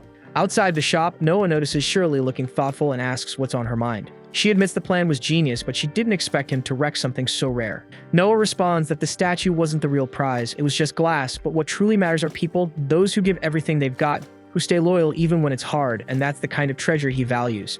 Shirley's heart swells with pride. She now understands that Noah isn't just a leader, he's the kind of person legends talk about, and without hesitation, she swears to follow him for the rest of her life. Noah simply says he plans to keep collecting treasures like her. 6 years fly by, and Noah's grown tall and confident, and now 12 years old. As he gets ready to set out on another journey, the royal staff and maids gather to see him off, watching with admiration as their young master moves forward toward his next chapter. A few days after turning 12, Noah sits alone at the breakfast table while Zoe quietly serves him. His focus, though, drifts toward the new maid Gigi, who's standing by the window, completely distracted. He casually asks if something's bugging her. Gigi, still staring outside, says the line of people bringing his birthday presents hasn't slowed down even after 3 days. Noah gets why she looks so baffled, and Zoe chimes in, mentioning that last year the gifts kept coming for an entire week. Gigi's jaw nearly hits the floor hearing that, but Noah explains it's not just about taking gifts and moving on. Every single one has to be documented with the sender and content listed, definitely not something you finish in an afternoon. But thankfully he has Evelyn, one of his most reliable maids, handling it all, which lets him stay out of the mess. Once breakfast is done, Noah heads over to the Ministry of Military Affairs. The Emperor himself had tasked him with some work there. He arrives at the minister's office, occupied by none other than the 4th Prince Henry. The prince greets him alongside a knight, then cuts straight to business. An imperial order has landed on their desk. They're to send a military force, led by Knight Captain Rice, crush a rebellion flaring up in the Empire's southern territory. The rebels, mostly barbaric forces, are overconfident and brutal, and the plan is to hit them hard with overwhelming force. Still, before executing the plan, Henry wants to hear Noah's thoughts. The plan sounds solid to Noah, and he turns his attention to Rice.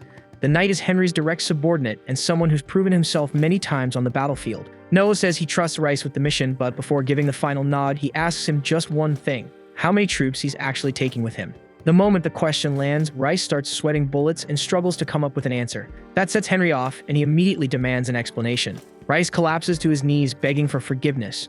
Noah quickly steps in to cool things down and tells Henry not to blow it out of proportion and explains what's really going on. See, war funding from the imperial court depends on the number of soldiers a general claims to lead. Some generals pad the list with merchants, workers, or random helpers just to inflate the numbers and pocket the extra cash.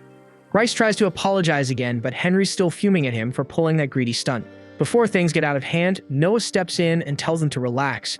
He explains to Rice that if he wants to recruit extra help for the army and skim a bit off the top for himself, technically he's allowed to do that. Hearing this, Henry suddenly realizes that padding their ranks with civilians could make the army look bigger than it actually is, enough to freak out the enemy. He actually gives Noah props for exposing the scam and still finding a way it could work to their advantage. But Noah shuts that idea down fast and reminds them that the Emperor demanded a flawless win this time, and pulling tricks like that isn't worth the risk. He turns to Rice and bluntly asks how many non-soldiers he slipped onto the list. Nervously, Rice admits to registering around 2,000 of them. Noah immediately orders him to recruit 2,000 actual fighters to balance it out with no excuses. Rice, looking cornered, just nods and accepts. Noah then scribbles a note addressed to the Ministry of Finance and hands it over. That letter would get Rice full funding as if all 2,000 were legit soldiers, and he's free to pocket every coin of it. The guy is stunned, not sure why he's being rewarded for pulling shady moves, but Noah, calm and cold, tells him that in exchange for the bonus, he expects a flawless victory with no screw-ups. Henry is honestly impressed. He watches how Noah turns even dirty schemes into fuel for discipline and motivation. On their way back, he asks if Noah's ever stepped into an actual battlefield. Noah shakes his head and glances at his stats. They're still stuck at level 1. In the Empire, royal children rarely make it past their teens. Most don't die from illness, despite what the records say. They're taken out by rival nobles chasing more power. That's why young royals are treated like precious resources, never sent to the front unless the Emperor himself gives the order. Henry reminds him he's already 12 and should taste real combat. Noah just shrugs and says he'll charge into battle the moment the Emperor calls. Henry chuckles and says it won't be too hard for him, not when he's got a legendary magic sword in hand. Right then, Henry's carriage jerks to a stop as a girl darts out in front of it, screaming for someone or anyone to help her. A second later, a group of kids spills out from the shadows behind her, chased by a pack of scumbags ready to haul them off to Little St. James Island. They grab the girls and start dragging them away until Noah steps forward and calmly tells them to knock it off. The thugs, clueless about who they're messing with, sneer and tell Noah to go cry to his mommy and drink some milk like a good little boy. Noah couldn't care less about their lame-ass taunts. Instead, he coldly demands to see their registry number since smuggling slaves without a license is straight up illegal in the Empire. The moment they get questioned, they lash out, but Noah's done playing. He summons Leviathan and in a blink, slices through them with brutal precision, leaving them out cold but breathing. The crowd watches in stunned silence, clearly impressed even if they don't quite recognize him. Noah walks toward the shaken kids about to reassure them, when some crusty old bastard limps out from the darkness and greets him with a slimy smile. The geezer proudly admits he's the brains behind the whole trafficking mess and smugly warns Noah to back off, claiming he's got the protection of the first Prince Gilbert. That's when Noah realizes this slezzy fossil must be a major partner in this operation, someone bold enough to flaunt royal connections. Now he's stuck figuring out how to deal with this without making it worse. The old creep tells Noah to hand over the girls and pretend none of this ever happened, but Noah isn't having any of that bullshit. He turns to Henry and asks if he knows the guy. Henry immediately shoots it down, saying he's never seen his ugly mug in his life. Noah shrugs and says same here. But just as the old man opens his mouth to explain, Noah shuts him up with a burst of Leviathan's cursed energy, knocking him flat. Then he raises his voice and mocks the guy, saying even nobodies now pretend to work for the first prince. He tells the crowd that while simple folks might fall for this trick, he and his brother sure as hell won't. Someone in the crowd finally recognizes him as the wise prince, and just like that, the public buys every word. Noah orders the soldiers to drag the thugs to Gilbert's place and tell him they were tossing his name around like fools. After that, he decides to take the rescued kids back home where they'll be safe. Henry, still a little stunned, admits he's impressed by how Noah handled things. He explains that if those guys really were tied to Gilbert, killing them would have created a mess. But standing by while kids got trafficked would have been even worse. So Noah spun it smart, called them fakes, and threw the whole mess back at Gilbert, who will probably make sure they disappear. Later that evening, while Noah and Henry are having dinner, the butler steps in with urgent news. Henry glances up and asks what's going on, but Noah answers before the man can. A messenger from First Prince Gilbert had shown up delivering a statement about the thugs they caught. Gilbert apparently expressed his thanks for exposing the imposters using his name, claiming he planned to send them to court for a proper trial. But before that could happen, they supposedly drank poison and died. Of course, everyone knows that's a load of crap, and Gilbert clearly had them silenced. Noah turns to Henry and asks outright if Gilbert is really running a slave ring underground. Henry doesn't even hesitate. He nods and says Gilbert lives like a king, throwing money around like it grows on trees, so no way that lifestyle is funded legally, and Noah gets it. As the eldest prince born from a concubine, Gilbert has no shot at the throne, so there's nothing stopping him from turning shady. But Noah suspects the slave trade and hidden mansions are just the surface. Something darker is buried underneath. Henry stares at him, stunned that his 12-year-old brother saw through all of it so fast. The following day, Noah tells the rescued children he pulled a few strings, and they're free now, but none of them seems relieved. Turns out they don't have homes to go back to. Their own families were the ones who sold them off in the first place. Noah realizes if they return, they'll just be trafficked again, so he decides to keep them. He instructs the butler to prepare rooms for each of them and find roles they can fill in the mansion. And if anyone to study, he's to handle that too. One of the older girls steps forward, clearly shaken, and asks if Noah is planning to buy them. He calmly replies that he's not buying anyone. They're free to leave whenever they want. But if they stay under his roof, there better not be any betrayal. The butler steps in, telling the kids to thank Noah before guiding them out. And as they leave, Noah watches in silence. His philosophy flashes in his mind. People are treasures, and that thought pulls up a responsibility he's been putting off for a while. He then summons Evelyn to his office. She walks in and starts listing off updates about his birthday gifts, but Noah cuts her off because he already knows. Instead, he pushes an envelope across the desk. Curious, Evelyn picks it up, and that's when Noah tells her she's being dismissed from his service because he's appointing her as a government officer in charge of one of his regions. She freezes, unsure how to react to such a leap, going from maid to mayor. Noah tells her plainly that she's the smartest of all his staff, and keeping her as a maid is just wasting her potential. Evelyn's ready to turn it down, wanting to keep serving by his side, but he insists. If she does well, people will call him wise for recognizing talent. He orders her to leave the estate and serve the people, and that's all the push she needed. Not long after that, Noah is called in by the Emperor, who'd gotten wind of how he stood up for Gilbert's reputation. Noah plays it off, saying it was all just a fluke, and he only stepped in to save the kids and nab the culprits. But he quickly catches on that Gilbert must have gone straight to the Emperor himself, both to dodge any fallout and to come off squeaky clean in front of the higher-ups. The Emperor sighs, saying it's a shame that such scum still roam free. He asks Noah what the proper sentence would be, and Noah responds that by law, the ringleader loses his right arm, and the rest get shipped off to serve in the army, stationed on the front line. The Emperor nods, pointing out that Noah had tackled the criminals head-on and taken them in.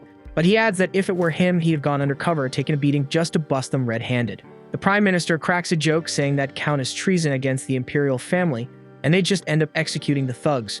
Everyone laughs except Noah, who decides to fact-check them. He calmly explains that if a criminal doesn't realize he's attacking royalty, it's just assault, not a crime against the crown. The room goes dead silent, so Noah starts thinking maybe he pushed it too far by correcting the Prime Minister over a what-if scenario.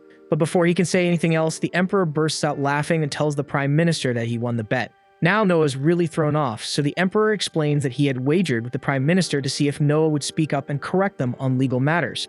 Noah barely gets a chance to process that before the Emperor casually appoints him as the new Minister of Justice. The court erupts with excitement, cheering Noah on, saying he's only the second prince after Henry gets such a title. Noah has no idea how to react, while the Emperor and Prime Minister exchange smug glances, clearly pleased with the outcome, leaving him even more puzzled. Later, he heads out to unwind and listen to Alan sing, but his mind keeps drifting back to everything that went down in court. He can't shake the feeling that there's more to the Emperor's move than just a promotion. Still, he figures there's no use overthinking it now and decides to just enjoy the music. Meanwhile, the Emperor receives a troubling report from the Prime Minister. But instead of jumping on it, he tells him to handle it because the matter he needs to deal with next is far more urgent. Afterward, Noah makes his way to the Ministry of Justice, where he is formally introduced to Viney, the Vice Minister. At a glance, Noah can tell the man is sharp and capable despite his young age, so he asks him to lay out a broad summary of his responsibilities within the ministry. Viney explains that the Ministry of Justice oversees and coordinates courthouses throughout the entire kingdom, while also presiding over numerous trials that take place in the capital itself. That means Noah will be expected to serve as a judge on a regular basis. Noah had already figured as much, but he follows up by asking whether Viney personally takes the bench from time to time. Viney replies that it depends on the circumstances, though he does handle a case or two when necessary. After hearing that, Noah calmly moves to his next question and asks Viney how many bribes he usually accepts. The question catches Viney off guard, leaving him momentarily unsure of how to respond. Noah reassures him that he is not being accused of anything and is not in danger. He simply wants an honest picture of how things currently operate inside the ministry, and whatever Viney admits will not be used against him. Understanding this, Viney confesses that he does take bribes, typically totaling a few hundred reen a year. However, he explains that he follows a personal guideline about which bribes he's willing to accept. Most other judges do not impose such limits on themselves, and as a result, they end up taking nearly 10 times as much as he does. Noah's interest is piqued, so he asks what this self-imposed rule entails. Viney clarifies that he refuses to accept bribes in murder cases, not because he objects on moral grounds, but because those situations are far too risky. If he were to release a murderer, and the accuser bears a grudge, he could become a target for revenge. So, to avoid drawing that kind of heat, he restricts himself to low-stakes matters. Noah nods in understanding, then pulls out a sheet of paper and writes Viney a check for 5,000 rein. He explains that if Viney averages around 500 rein in bribes each year, this sum should equal 10 years' worth, and from this point forward, he expects him to stop taking bribes entirely. Viney is stunned by Noah's clear logic and steady approach, and he finally understands why the king granted him the title of Wise Prince at such a young age. In that moment, Viney decides he wants to stand on Noah's side properly. He tells him he has no need for the additional money and promises to abandon bribes altogether. In return, all he asks is the chance to serve Noah with unwavering loyalty. Under normal circumstances, Noah would question such a sudden pledge, but when he checks his status screen and sees a noticeable boost triggered by Viney's oath, he realizes the man's words were genuine. Later that evening, Noah sits down for dinner with Oscar at his estate. Oscar notices the guarded look in Noah's eyes and quickly reassures him that the evening is nothing more than a celebration in honor of his appointment as Minister of Justice. After all, aside from Henry, Noah is only the second prince to ever hold a ministerial post. Noah thanks him for the hospitality, yet he cannot shake the uneasy feeling lingering in the back of his mind. In Henry's case, the position was a clear reward for crushing the rebellion. Noah, on the other hand, has not achieved anything monumental that would obviously justify such a promotion, which makes him suspect the emperor may be setting a larger plan in motion. He turns toward Oscar and asks whether he remembers the story of the empire's near downfall. According to history, the crisis stemmed from the old succession law stating that only the first prince could inherit the throne. On the surface, that seems straightforward, but in practice it bred complacency. The other princes, aware they would never shoulder the burden of ruling, spent their lives indulging themselves without restraint. Predictably, that neglect weakened the empire and nearly drove it to ruin. To prevent history from repeating itself, the rule was revised. From then on, each prince would be assigned a thief at birth, and the one who demonstrated the greatest merit and competence would ultimately be chosen as crown prince. The implication dawns on Oscar almost immediately. He rises from his seat and bluntly asks whether the emperor is considering naming Noah the next crown prince. Noah admits he cannot say for certain, yet the possibility is hard to ignore. Moments later, one of Oscar's attendants rushes in with fresh news. The emperor intends to appoint Oscar as head of the Ministry of Finance the following morning. That announcement effectively validates Noah's suspicion. The emperor appears to be positioning potential successors, quietly preparing to replace Albert as crown prince. Elsewhere in the kingdom, the royal knights conduct a covert raid, dismantling a faction accused of conspiring against the emperor. Later that night, the emperor is briefed on the outcome. Under questioning, the conspirators revealed that their objective was to pressure the emperor into abdicating so that Crown Prince Albert could ascend the throne. The scheme bears Albert's fingerprints, even if indirectly. After 3 decades as crown prince with no sign of his father stepping down, his impatience is understandable on a human level. Still, orchestrating an insurrection is a grave offense. Unfortunately, there is no concrete proof tying Albert directly to the plot, making formal punishment nearly impossible. The other participants, however, will not be spared. Their fate has already been sealed, and execution awaits them. The following morning, with Noah now presiding over the Ministry of Justice, the matter is placed directly in his hands, and he is tasked with determining the appropriate sentence. The case itself is not complicated. Every individual involved was apprehended in the act of conspiring to depose the emperor. While no solid proof directly ties Albert to the scheme, the connection is hard to ignore. The conspirators were all drawn from Albert's closest circle, making his ignorance highly unlikely. Viney asks Noah how he intends to proceed. Under imperial law, members of the royal family are rarely subjected to real consequences for their offenses. There is, however, one notable exception: insurrection, and in such cases, the penalty is death, regardless of status. Royal blood offers no protection. Even claiming a lack of direct participation does not guarantee safety. Simply knowing about a rebellion and failing to prevent it is grounds for execution. And considering how many of Albert's confidants were implicated, it would be nearly impossible for him to have remained unaware. If Noah chose to press the matter, he could formally accuse Albert of treason and demand his execution. Yet he understands that such a move would clash with the emperor's true wishes. Publicly exposing a prince's attempt to seize the throne would ignite a massive scandal, so instead of enforcing the letter of the law, Noah opts to interpret it carefully. He later meets with the emperor to present his proposed judgment. Noah explains that all those arrested at the scene will be executed without delay. The emperor's silence regarding Albert makes his stance obvious. He has no desire to see his son punished. However, leaving Albert's associates alive poses a risk. If even one of them were to implicate him openly, containing the fallout would become nearly impossible. Swift executions eliminate that threat before it can surface. The The Emperor is visibly impressed that Noah discerned his unspoken intentions so accurately. As a token of approval, he grants Noah an expanded budget and remarks that he expects great things from him moving forward. After concluding the meeting, Noah heads back to his residence. As he nears the front gates, he notices two of his guards sprawled across the ground, gravely injured. The scene immediately signals that something is wrong. He rushes to assess the situation, only to find that one guard has already succumbed to his wounds. The other, barely conscious, manages to warn him that the attackers responsible are still somewhere inside the estate. Noah rushes in without hesitation to take control of the chaos, and as he sprints down the corridors, he passes several of his soldiers sprawled across the floor, wounded and barely conscious. Before long, he spots one of the attackers in the middle of finishing off one of his men, so Noah lunges ahead and hacks at him, carving through his arms and legs all the way to the bone. The assailant tries to end his own life by biting off his tongue, but Noah shuts that down instantly by forcing a chunk of enchanted metal down his throat. Moments later, 3 more enemies emerge and charge him together, yet Noah cuts them down in under a heartbeat, leaving none of them standing. Not long after, Viney arrives in search of Noah and is visibly relieved to find him alive, though the atmosphere remains heavy and bleak. Even if every intruder has been dealt with, several of Noah's guards are critically injured.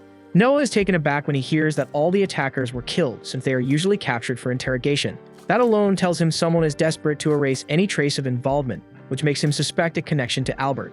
If Albert's name ever gets tied to this assault, the fallout would be catastrophic, so Noah quickly devises a plan to eliminate the prisoners he stopped from killing themselves. By imperial law, raising a hand against a royal warrants immediate execution, so Noah drives a blade into his own abdomen and orders Viney to report that the intruders inflicted the wound, ensuring they are put to death before they can expose Albert. A short while later, as Noah's injury is being treated, Viney informs him that the executions were carried out exactly as commanded. Noah exhales in relief, knowing that if word of Albert's attempted assassination ever surfaced, it would permanently tarnish the royal family's honor. Afterward, Noah is summoned to stand before the Emperor and recount the incident. The Emperor makes it clear that there is no chance a handful of ordinary infiltrators could have truly wounded Noah, so he understands that Noah must have harmed himself to justify their execution. He recognizes the motive and even feels a measure of pride that Noah was willing to injure himself to shield the family's reputation. He invites Noah to walk with him, and once they step into the palace garden, he remarks that rulers of great stature often see their legacy stained in their later years. By that, he means that if he were ever dethroned, whoever seized power would surely spread rumors that he had become senile with age and no longer fit to govern the empire. They are both fully aware that the usurper being hinted at is Albert, and it is obvious the Emperor's trust in him has thinned to almost nothing. The only reason Albert has not already been disciplined is because publicly condemning the crown prince would leave an ugly mark on the Emperor's own legacy. Noah calmly proposes a way to handle the situation. He reminds the Emperor that Henry, Oscar, and Noah himself were recently appointed as minister princes to keep state affairs running smoothly, and suggests establishing an entirely new rank above them, a prime minister prince who would supervise all 3. Then without hesitation, he recommends Albert for the role. The Emperor rejects the suggestion the moment he hears it, refusing outright to place that much authority in Albert's hands. He turns as if to end the conversation, but Noah stops him and points out that it is not strange for Albert to be restless after waiting 3 decades for the throne. Granting him a title with visible authority, even if largely symbolic, might be enough to soothe that impatience. The Emperor sees the logic in Noah's reasoning, yet he worries that if Albert is given oversight of the minister princes, he could block critical matters from ever reaching the throne. That risk is real, but Noah has already prepared for it. He proposes adding a condition stating that if all 3 minister princes unanimously agree that an issue is urgent, they may bypass Albert entirely and report directly to the Emperor. The Emperor finds this arrangement appealing, as it effectively strips Albert of meaningful control while still giving him the illusion of influence, which should curb any reckless retaliation. Deeply appreciative of Noah's foresight, the Emperor insists on rewarding him properly. Coin alone would not suffice, so he invites Noah to accompany him to the Imperial Vault. Inside, the Emperor grants Noah permission to select any treasure he desires. With Leviathan's guidance, Noah surveys the collection carefully before choosing an unusual box that draws his attention. Yet the instant he lifts the lid, a surge of blazing fire bursts outward and engulfs him completely. Noah quickly figures out that the relic carries a will of its own, the same way Leviathan does, and once that clicks, he already knows how to handle it. He calls on Leviathan and drives straight through the blazing aura in a single strike, forcing the relic to submit. And the moment he claims authority over it, the fire swirling around him dies down, leaving a ring resting in his palm. Now that Luthier belongs to Noah, his fire magic parameters jump noticeably. The Emperor is stunned by how effortlessly he subdued it, though deep down he knows he should not be surprised when it comes to Noah. He offers to set up a few targets if Noah wants to try it out, but Noah declines, saying he has a better idea in mind. He leads the Emperor into an open stretch of forest, and when everything is set, he triggers Luthier. But instead of firing at a distant mark, Noah directs the flames straight at himself. The Emperor panics for a brief moment, yet Noah calmly reassures him there is nothing to worry about, explaining he only wants to measure Luthier's power against Leviathan. Just as he predicted, Leviathan edges it out slightly, allowing him to restrain the fire without trouble. On top of that, he limits the artifact's effective range to guarantee the Emperor remains unharmed. Gaining that level of command over an artifact he obtained mere minutes earlier borders on absurd, but by now the Emperor has learned to expect the impossible from Noah. He officially grants Luthier to him and asks that he wield it for the good of the Empire. Not long after, Noah stands before the Emperor again, this time in his capacity as Minister of Justice, tasked with ruling on a delicate internal matter. The Emperor's brother Graham has a nephew who is frankly a spoiled little brat, and while he has always governed his territory with a heavy hand, this time he crossed a line by murdering an innocent citizen without justification, which constitutes a grave offense. Graham has stepped forward to shoulder the blame and even proposed paying a massive penalty. But Noah informs the Emperor that accepting such a payment would be unlawful, since Graham himself committed no wrongdoing. Under imperial law, just as a children cannot be punished for a parent's sins, a parent likewise cannot answer for the crimes committed by their children. The Emperor nods in agreement with Noah, certain that Graham understands the situation as well, but is most likely attempting to smooth things over by throwing money at the problem.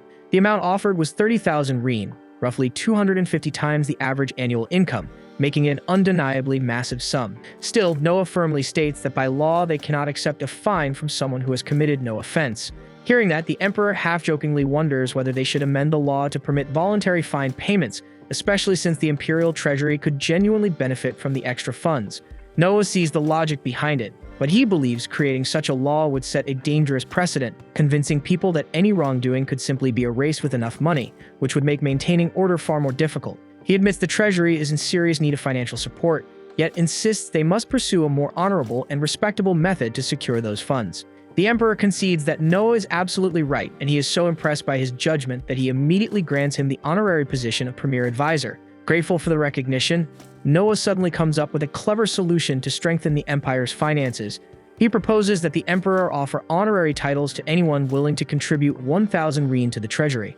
After all, receiving a title directly from the Emperor would be an irresistible opportunity for many, and when individuals accumulate more wealth than they can reasonably spend, they often begin chasing prestige instead, meaning there would likely be plenty of eager contributors. Finding the idea brilliant, the Emperor promptly instructs his Prime Minister to summon Oscar, the Minister of Finance, so the plan can be put into action without delay. Upon hearing this, Noah chooses to excuse himself for the day, not wanting to intrude upon Oscar's jurisdiction. However, as he steps outside, he notices a small crowd gathered around the hole he had created earlier. At that moment, a man named Shizu approaches him and explains that the onlookers are simply fascinated, unable to comprehend how the ground had melted in such a strange manner. Apparently, one curious individual even slipped and fell into it while trying to investigate, which Noah cannot help but find slightly amusing. He then hands Shizu a pouch of coins, instructing him to cover all medical expenses for the unfortunate person since the incident was ultimately his responsibility. Shizu gratefully thanks Noah, remarking that he remains as generous as ever. Right then, Noah spots that Shizu is holding something in his arms, so he asks what he's got there, and Shizu explains it's a box packed with rhino beetles. Obviously, the 16th prince likes watching them clash, so he had a few caught for his entertainment. Noah actually finds the whole idea of creatures battling each other kind of fascinating, so during the carriage ride back, he decides to experiment with Leviathan and Luthier. He asks if they'd be down to square off against one another, and both Leviathan and Luthier seem totally game, so they shrink into tiny forms and immediately start throwing hands. Noah watches closely as the two keep going at it without pause, but in the end, Leviathan still has a slight edge over Luthier, so he takes the win. One of Noah's maids happens to witness everything, and she's genuinely captivated since she's never seen anything remotely like that before. Then it hits her that staring at what Noah is doing without permission is rude, so she quickly apologizes for intruding. Noah tells her it's fine and even offers to let her watch more since Luthier looks eager for a rematch. Noah starts wondering if simply observing their fights might actually make him stronger, and when he checks his stats screen, his suspicion turns out to be right because his level has increased. After getting back home, he makes Leviathan and Luthier battle at least a dozen more times. Up to that point, Leviathan wins every single round, but with each fight, Luthier's skill sharpens little by little until he finally manages to overpower Leviathan. After that last showdown, not only does Noah's level rise again, but Luthier's rank also climbs slightly, which proves that Noah's artifacts can grow stronger by clashing with each other, and he earns experience from the whole process. Zoe is stunned because this basically means Noah could keep leveling up endlessly without even stepping onto a battlefield. But Noah tells her it's not that straightforward. The first level up only required one fight, but reaching the next level took 10 battles, so the experience needed probably scales higher every time. Right then, Henry shows up searching for Noah and informs him that he's about to head out on his first official mission. Apparently, a nearby monster nest has started causing trouble again, so Noah has been assigned to deal with it. To figure out how many soldiers Noah should bring along, Henry takes out a unique magic box. In situations like this, bringing too many or too few troops can backfire, so the box evaluates your abilities and calculates the ideal number of soldiers for the task. However, the moment Noah places his hand on it, the box spits out the number 1, meaning Noah alone is sufficient to wipe out the monster nest. Henry can't believe it, since this has never occurred before, yet somehow it doesn't feel that surprising anymore. Later that afternoon, Noah is seated in his study flipping through a book when he's abruptly told that someone has arrived to see him, so he sets the book aside and allows the visitor to enter. The man is Rice, and he carries a message straight from the Emperor himself. By imperial protocol, anyone bearing the Emperor's words is regarded as his direct representative and must be shown the same respect. So Noah lowers himself to one knee before Rice as the message is delivered. Rice calmly announces that under the Emperor's command, Noah's mission has been delayed until further notice. Once he finishes relaying the order, Rice then kneels before Noah in return as a sign of respect. As a retainer of House Henry, he is bound by strict rules that require him to show proper courtesy whenever he stands before a prince, no matter which prince it may be. After the formalities are complete, Noah questions Rice about the reason behind the postponement, since he is more than confident he could have handled the task alone. But Rice explains that it is exactly because of Noah's exceptional ability that the Emperor chose to delay it. The Emperor intends to transform the mission into a grand spectacle, so the entire Empire can witness Noah's brilliance firsthand. Hearing that, Noah figures it will likely take quite some time before all the preparations are finalized. With nothing pressing to do in the meantime, Noah heads to the local artifact dealer to ask whether he has acquired any sentient relics. Unfortunately, the merchant admits he hasn't encountered anything of that sort. Though disappointed, Noah wasn't expecting it to be easy to find such a rare item, so he leaves the man with a pouch of coins and instructs him to stay alert for anything matching that description. He even promises a generous bonus if something worthwhile turns up. Just as Noah prepares to return home, a disturbance near the market entrance catches his attention. A man is aggressively pressuring a shopkeeper because the owner refused to sell him an item that had already been reserved by someone else. Dalem was infamous for pulling stunts like this, yet none of the merchants dared interfere because his position effectively placed him beyond consequences. Suddenly, Noah calls out sharply for him to stop, and the moment Dalem sees him, he immediately recognizes the 13th prince, though his expression shows little concern. Noah states plainly that what he just did qualifies as intimidation, which is a punishable offense. Dalem responds without hesitation, revealing that he serves under Prince Gilbert's household, so under imperial law, he cannot be prosecuted for anything short of murder or treason. In other words, even Noah lacks the authority to discipline him over something as trivial as threatening a few shopkeepers. Noah is fully aware that Dalem isn't lying, and under normal circumstances, it truly wouldn't be a damn thing Noah could do to discipline him. But then it clicks in his mind that rule about imperial household members having to show proper respect to every prince they encounter. And honestly, that alone is more than enough grounds for Noah to charge Dalem with blatant disrespect toward the royal family. So he immediately orders Shirley to seize him, and while she has him slammed face down against the dirt, Noah asks if anyone nearby has something suitable for punishment.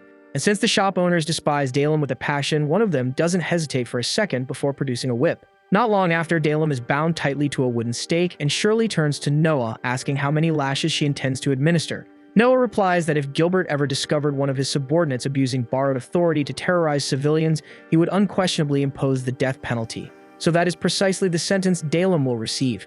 And after a brutally long and agonizing round of lashes, Dalem is officially declared dead. Noah feels no remorse whatsoever. Yet he understands that he may have crossed a line since Dalem technically belonged to Gilbert's faction, so he decides to personally visit Gilbert's estate to offer an apology. And to make the gesture even more convincing, he instructs Shirley to place him in handcuffs. Once they arrive at Gilbert's residence, Noah recounts the entire incident in careful detail and apologizes for not consulting him beforehand before carrying out such a severe judgment. But Gilbert remains surprisingly relaxed about it all and assures Noah that he did nothing improper because Dalem was never someone of real value. If anything, he believes Noah spared him embarrassment by eliminating a man who would recklessly commit crimes under a prince's name. And with that, Gilbert officially absolves Noah of any wrongdoing.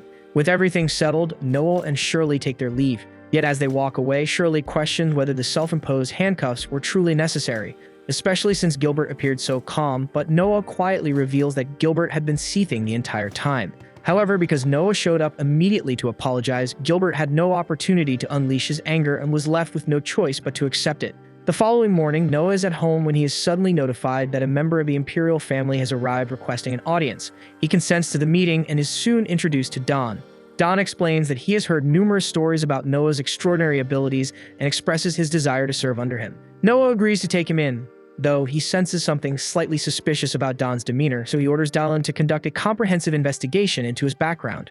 A while later, Dylan wraps up his background check on Don. And just like Noah figured, both Don and his parents have pledged themselves to Gilbert, which pretty much confirms Gilbert sent him over as a planted informant. The attendants of a prince are usually bound by strict regulations about who they're allowed to associate with, so it's pretty normal for them to marry within their own circle, have children together, and raise those kids to devote themselves to the same prince from childhood. Don happens to be one of those kids, but even though no one is aware he's a spy, Noah tells Dylan to keep everything quiet for now because this little secret could be useful down the line. Dylan nods, though he can't help being amazed that Noah managed to figure out Don's true role the very first time they met. Still, Noah didn't pull off anything flashy. He simply noticed that even after granting Don permission to serve him, his stats didn't increase at all, and that could only mean Don's loyalty wasn't genuine. On a different note, Dylan lets Noah know that the merchant he asked to watch for rare relics has arrived, claiming he has something that might catch Noah's interest. Noah instructs that the man be brought in, and once the merchant steps inside and pays his respects, he unveils the item he recently obtained, a massive portrait. Noah is slightly thrown off since he had been expecting something along the lines of enchanted armor or a powerful blade, but the moment he moves closer to the canvas, Leviathan stirs, which tells him there's definitely something strange about it. He asks the merchant whether the portrait carries a curse, and the man admits that it does.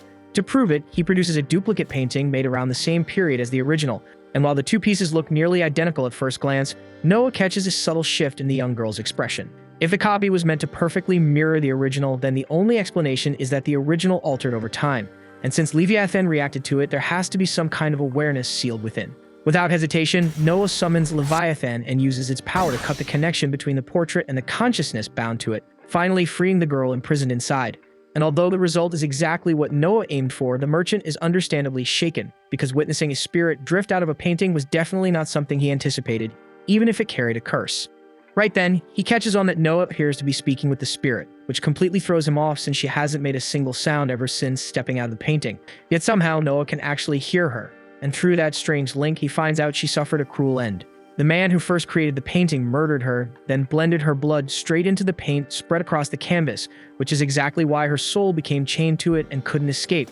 Even so, being a spirit doesn't leave her with many choices about her future, so Noah calmly offers her a place at his side if she pledges loyalty to him, and she accepts without hesitation. With a new magical subordinate secured, Noah's earth magic stat rises noticeably, but that's only part of what she brings to the table. Her name is Hawala, and she holds the ability to mimic the form of anything or anyone she has witnessed before, so to prove it, she instantly shifts into the shop owner's exact appearance. The owner stands frozen, staring at a flawless duplicate of himself, barely able to process it, yet her capabilities don't stop there. Noah merges her power with the effect of his ring, and her ghostly body partially solidifies, allowing the owner to grasp one of Hawala's hands while the other remains untouchable, an ability that flexible is bound to be invaluable someday. So Noah expresses his appreciation and tells the owner he'll pay whatever price he sets, as long as he continues searching for rare artifacts like this one, and the man readily agrees. Not long after, Byron shows up unannounced, which catches Noah off guard since he never asked for any deliveries and definitely didn't expect this haul. Byron explains that it's simply his way of showing gratitude because thanks to Noah, Cindy secured a servant position within the palace and has already advanced to attendant status, meaning she now shares the Emperor's bed, which is considered an immense distinction. Noah immediately notices Byron went all out with these offerings, estimating their worth at roughly 30,000 reen, and Byron is stunned that Noah calculated the value so precisely. Inside the palace, consorts are ranked in 4 tiers: attendants, concubines, standard wives, and above them all stands the Emperor's lawful spouse, the Empress. Since there can be only one Empress, Noah cautions Byron that Cindy's highest attainable position would realistically be that of a regular wife, though Byron already understands this limit. His only wish is for Cindy to secure as much of the Emperor's favor as she can, but Noah makes it clear that affection alone won't guarantee her safety or status. The other consorts won't sit quietly while someone climbs past them, and they would absolutely resort to dirty tactics to drag Cindy down. The palace is ruthless, so Noah advises Byron to provide Cindy with as much financial backing as necessary, ensuring she can protect herself in that battlefield of ambition. Byron nods in understanding, then sets off to handle the situation. The moment he leaves, Noah calls Zoe over because he has something important for her to do. He asks her to personally deliver a letter to his mother, one of the Emperor's official consorts. Joe looks puzzled since carrying messages like that is normally Dylan's responsibility. Noah is fully aware of that, but no man is permitted to step inside the inner chambers where the palace women stay, and that restriction applies to him as well, which is why he only gets to meet his mother once a year. The letter explains that he has taken on the role of Cindy's guardian, and because of that, he would like his mother to keep an eye on the girl and ensure she stays safe. So can't help but ask if he truly plans to involve his own mother for political leverage, but Noah calmly replies that this is simply how things operate in the palace. Besides, it is not as though he shares a deep bond with her anyway, considering he has only seen her a handful of times throughout his life. Then he shifts the topic and casually asks Zoe how her mother has been lately. Zoe says her mother is doing well and feels incredibly thankful that Noah gave her a position here in the capital, yet something has been weighing on her mind.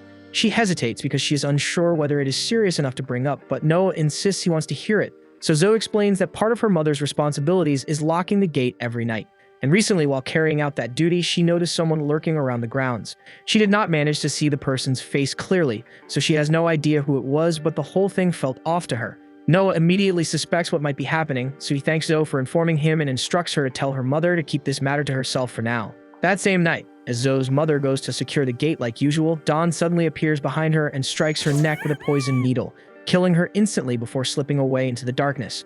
However, at a distance, Noah, Zoe, and her mother are quietly observing everything. Noah had already predicted this move because he knew the only one wandering around at such an hour would be Dawn. And if Dawn believed Zoe's mother had spotted him, he would absolutely return to silence her and protect his identity as a spy. But thanks to Noah's careful planning, the one Dawn just murdered was not Zoe's real mother at all, but Huawa perfectly disguised in her form. Huawa's power lets her produce a completely lifelike corpse, so Noah has Zoe carry the body back to her hometown so it can be properly buried. Naturally, this is only a short-term cover to ensure Dawn doesn't catch on that Zoe's mother is actually still breathing, because if he did, he would definitely make another move against her. Noah also frames it as a reason to grant Zoe a few days away so she can stay by her mother's side, and the two of them are overwhelmingly thankful for how thoughtful he is. Sometime after that, Dawn is shown heavily wounded and wrapped in bandages inside a small forest cabin, with Noah seated beside his bed. The moment Dawn regains consciousness, Noah calmly tells him to rest since he almost lost his life out there. Apparently, once Dawn informed his handler that he had eliminated the witness who saw him lurking around, he was labeled a risk for acting recklessly as a spy and was stabbed immediately. Noah explains that he witnessed everything unfold because he had ordered Huawa to shadow Dawn's every move. And if he had not stepped in at the right moment, Dawn would unquestionably be dead. Dawn is stunned that Noah uncovered his identity as the spy so effortlessly, and he finally understands why the public refers to him as the Wise Prince. Truthfully, Dawn admits he would have rather served under Noah from the start, but since he was already bound to Gilbert's command, he had no option except to obey. Noah tells Dawn to quit speaking like redemption is out of reach because as long as he genuinely pledges allegiance, Noah is completely willing to take him in as a true subordinate. Dawn is caught off guard and asks if Noah truly intends to accept someone like him after all the damage he caused. Noah reassures him and states he will not throw him away the way Gilbert did, yet he makes it clear that if Dawn ever dares to betray him, the consequences will be far worse than death. Dawn nods and immediately swears loyalty to Noah, and this time Noah notices his win stat tick upwards slightly, proving Dawn's sincerity is real. However, since Gilbert believes Dawn has already died, he will need to disappear for a while under a different identity to avoid suspicion. Noah instructs him to relocate to a secluded area within Elmiria for now, and Dawn is deeply moved by how much Noah is risking for his sake that he insists on returning the favor. He doubts it will balance out Noah's generosity, but he reveals that he possesses critical information about a present Gilbert had offered to the Emperor. The moment Noah hears the specifics, his expression shifts in alarm, and without hesitation, he demands an immediate meeting with the Emperor. And when Noah comes face to face with his father, he wastes no time telling him to stop touching the Poinix wine that Gilbert had been sending over. That Poinix wine is brewed inside Gilbert's own territory, and for nearly a year he has been presenting it to the Emperor as a generous gift. So to anyone watching from the outside, nothing would seem suspicious at all, since both the Emperor and Prince Albert have been drinking it openly for quite some time without showing any harmful effects. But that calm surface was exactly what Gilbert wanted. Based on the information Noah obtained from Dawn, Gilbert engineered the wine so it would be harmless under normal circumstances. Yet the moment it is taken alongside a dish made from dragon's claw, it transforms into a lethal toxin that kills on the spot. And as fate would have it, the Emperor and Prince Albert share a yearly custom of dining on dragon's claw together. By allowing people to see the Emperor drink the wine beforehand without issue, Gilbert ensured that no one would connect his wine to the Emperor's eventual death, leaving him completely free of blame. The Emperor expresses his gratitude to Noah for revealing this danger, and arrangements are later set in motion to apprehend Gilbert for attempting regicide. With that handled, Noah believes his role here is finished and prepares to depart. Yet something about the situation nags at him because it seems odd that the Emperor, with his extensive intelligence network, would be unaware of such a scheme. In truth, the Emperor had known about Gilbert's plan from the very beginning. He had quietly replaced every bottle of Gilbert's wine with an identical substitute to protect himself, though Noah uncovering the truth and reporting it was not something he anticipated. Having ruled for many years, the Emperor understands that countless individuals would gladly see him dead to claim the throne. But Noah is clearly not among them, and that loyalty brings him comfort. So from this day forward, he proclaims Noah as Vice Minister of Military Affairs in addition to his current role as Minister of Justice. He further names Noah Governor General of the First Army, and he makes it clear that if any prince ever succeeds in taking his life, he expects Noah to march on the capital with the Imperial Army. And once the city is secured, Noah will have full authority to decide who shall ascend as the next emperor. A little while later, Noah sits down with the Emperor, with Albert present, to go over the findings of the recent inquiry into Gilbert. Papers tied to the assassination scheme were uncovered among Gilbert's possessions at his estate, leaving no room for doubt that he orchestrated the attempt. The Emperor asks Noah what course of action should be taken next. By imperial law, raising a hand against the Emperor is classified as treason, and the punishment for such a crime is being severed at the waist. Albert believes that kind of execution is only proper for someone who tried to seize the throne, yet Noah can tell the Emperor is wavering, so he offers a different path. He suggests downgrading the offense to attempted murder rather than treason. Although the penalty still involves execution in the same brutal fashion, the timing would rest entirely in the Emperor's hands. Albert fails to see the value in that distinction, but Noah is weighing both the legal framework and the father's heart. Gilbert may have plotted to kill the Emperor, yet he remains his son, and hesitation is only human.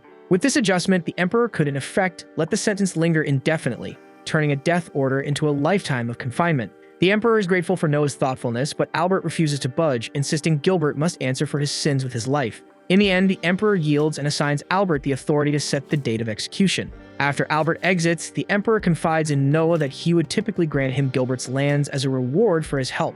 However, because Noah delivered the information discreetly, an open reward would stir suspicion, and the other princes might begin scheming against each other in hopes of earning similar favor. For that reason, the Emperor explains he will forego rewarding Noah this time, and Noah accepts the decision without complaint. Setting that matter aside, the Emperor reminds Noah that he will soon return to govern his own domain, which means he must begin considering his future bride. Noah had nearly put it out of his mind that engagements around the age of 12 are customary within the imperial household. The primary wife is selected strictly for political advantage, leaving Noah little influence over who he will weed, though he can at least attempt to secure the most beneficial match possible. The Emperor proposes that Noah marry his uncle's granddaughter, making her Noah's second cousin. Diviners have foreseen that the two of them would produce an exceptionally intelligent heir, which would greatly benefit the dynasty. Noah agrees to the arrangement without objection, and the Emperor declares he will initiate the marriage talks at once. Once he returns home, Noah has Don brought to the conference chamber, and the moment Don walks in, he starts trembling, remembering full well that Noah once said he despises treachery above all else, and from his perspective, turning on Gilbert pretty much counts as exactly that. He resigns himself to whatever punishment awaits and pleads with Noah to at least grant him a swift and painless end, but Noah orders him to stand because he is not some tyrant who hands out executions on impulse. He explains that he summoned Don for two reasons, and the first is to let him know that Gilbert has already been put to death and the authority his estate once commanded has been completely dismantled, so there is no longer anyone who would seek revenge against Don. Secondly, since Don supplied information that played a key role in apprehending Gilbert, Noah informs him that he has rightfully earned a reward. And under normal circumstances, the compensation would be 1,000 reen, but Noah decides to increase it to 10,000 reen in his case. He even extends an offer to secure him an official post if he desires one, and Don is overwhelmed by Noah's generosity, so he vows absolute loyalty and promises to dedicate the rest of his life to serving him. After Don takes his leave, Noah summons Zoe and tells her that now that Gilbert and his faction have been eliminated, her mother no longer needs to remain in hiding, and Zoe expresses heartfelt gratitude upon hearing that. Sometime later, Noah strolls through the marketplace with his maid when a loud disturbance catches his attention. Curious, he moves closer to investigate and discovers a young woman publicly daring anyone present to face her in a straightforward fistfight. The terms are simple. Pay an entry fee of 3 reen and engage her in a fair one-on-one match. If she wins, she keeps the fee, and if her opponent prevails, he claims her as his slave. The entire setup sounds reckless and dangerous, and Noah feels the urge to intervene. However, while the law clearly outlaws illicit slave trafficking, it does not prohibit an individual from voluntarily selling themselves, which means this arrangement technically does not violate any statutes. Soon enough, a man from the crowd steps forward to accept the challenge, brimming with confidence in his ability to defeat her. Yet within moments, he is sprawled across the ground, beaten and utterly disgraced. In the following minutes, 15 additional challengers come forward, but each one is effortlessly subdued, leaving the onlookers hesitant to risk the same humiliation. Eventually, one final contender decides to confront her, and the woman instructs him to pay the entry fee so they can begin. The man scoffs and claims payment is unnecessary since he is certain of his victory, and without warning, he lunges at her, and she braces herself to deflect the incoming strike, but suddenly a portion of her body turns numb, and before she can even comprehend what is happening, the man delivers a crushing blow that knocks her unconscious. For a brief second, the entire crowd goes dead silent because they can't process how the man managed to defeat her that effortlessly. And with a smug grin, the man announces that she belongs to him now, claiming her as his slave, but Noah immediately cuts in and calmly points out that the rules were clearly violated. The duel was meant to be a clean one-on-one match, yet it was obvious that one of his allies had fired some sort of paralyzing dart at the woman from the sidelines. The man attempts to brush it off and deny everything, but Noah has already singled out the accomplice and releases a wave of magical pressure that instantly knocks the culprit unconscious. After that, it becomes painfully clear to everyone watching that Chad had been cheating from the start. Chad, furious at being exposed in front of the crowd, lunges straight at Noah in a blind rage, but that reckless charge ends exactly how anyone would predict because within seconds, Noah lands a few deliberate warning cuts and Chad crashes onto the ground. It's obvious he doesn't stand a chance, so he scrambles back to his feet and bolts before he can embarrass himself any further, disappearing into the crowd while swearing that he'll get revenge one day. Not long after, the girl regains consciousness, stretched out on a bench with Noah seated beside her. Relieved to see that she's unharmed, Noah gently asks whether she remembers what happened earlier. Her recollection is hazy, but the last clear memory she has is fighting some random opponent in the arena. Then right in the middle of the match, her legs abruptly lost all feeling, and from that point on, everything goes blank. Noah explains that Chad resorted to cheating and arranged for someone to poison her during the fight, and the girl burns with anger upon hearing that he stooped to such a disgraceful tactic. Still, Noah doesn't let her off the hook and reminds her that wagering her freedom and offering herself as a slave over something so reckless was incredibly foolish and dangerous. He asks what could have possibly pushed her to make such a desperate choice, and that's when she admits that she's completely out of money. She traveled to this city to take part in this year's night selection exam, which happens to be overseen by the 10th prince this time. Unfortunately, she failed to pass, and without enough funds to make the journey back home, she had been trying to scrape together whatever she could to survive. Hearing that leaves Noah genuinely puzzled because it's hard for him to believe that someone with her level of ability didn't qualify for the night selection, but there's more to it than that. After she completed the exam, the 10th prince personally summoned her to his private chambers. There he made it clear that the only way she would be allowed to pass was if she provided him with certain favors, and when she refused outright, he dismissed her and denied her the position of knight. Noah considers the situation carefully, and based on what he knows about the 10th prince, it doesn't surprise him at all that the man would pull something like that. Turning back to her, Noah asks whether she still intends to become a knight, and when she firmly says yes, he decides to acknowledge her determination. He hands her 100 rein, enough to cover her living expenses in the city until the next night selection exam takes place. He even instructs his maid to arrange proper lodging for her, and at that moment, the woman begins to understand that Noah is far from an ordinary young noble. Sadly, Chad didn't have the brains to figure that out, so instead of swallowing his pride and moving on, he went off to gather his buddies and storm back to jump Noah. And just like anyone with common sense would predict, it ended terribly for them, with Noah absolutely wrecking them for pulling that stunt, and once they were sprawled across the ground groaning, Noah spots one of the 10th prince's knights standing close by. From the way the knight made zero effort to interfere, Noah can tell he was likely bribed to let the attack happen. But the second the knight realizes he's dealing with the 13th prince, he understands just how disastrous that mistake could be, so he quickly lowers his head and begs for mercy. Since the knight never actually laid a hand on him, Noah decides to overlook it this one time, though he makes it clear that Chad and his crew won't be getting off that easily. Watching everything play out, the woman finally connects the dots about who Noah really is. There's no doubt left that he's the 13th prince, but what truly strikes her is how grounded he is. The entire time he spoke with her, he never once showed off his rank or tried to intimidate her with it. Right then, Noah notices a man seated on a nearby bench applauding him.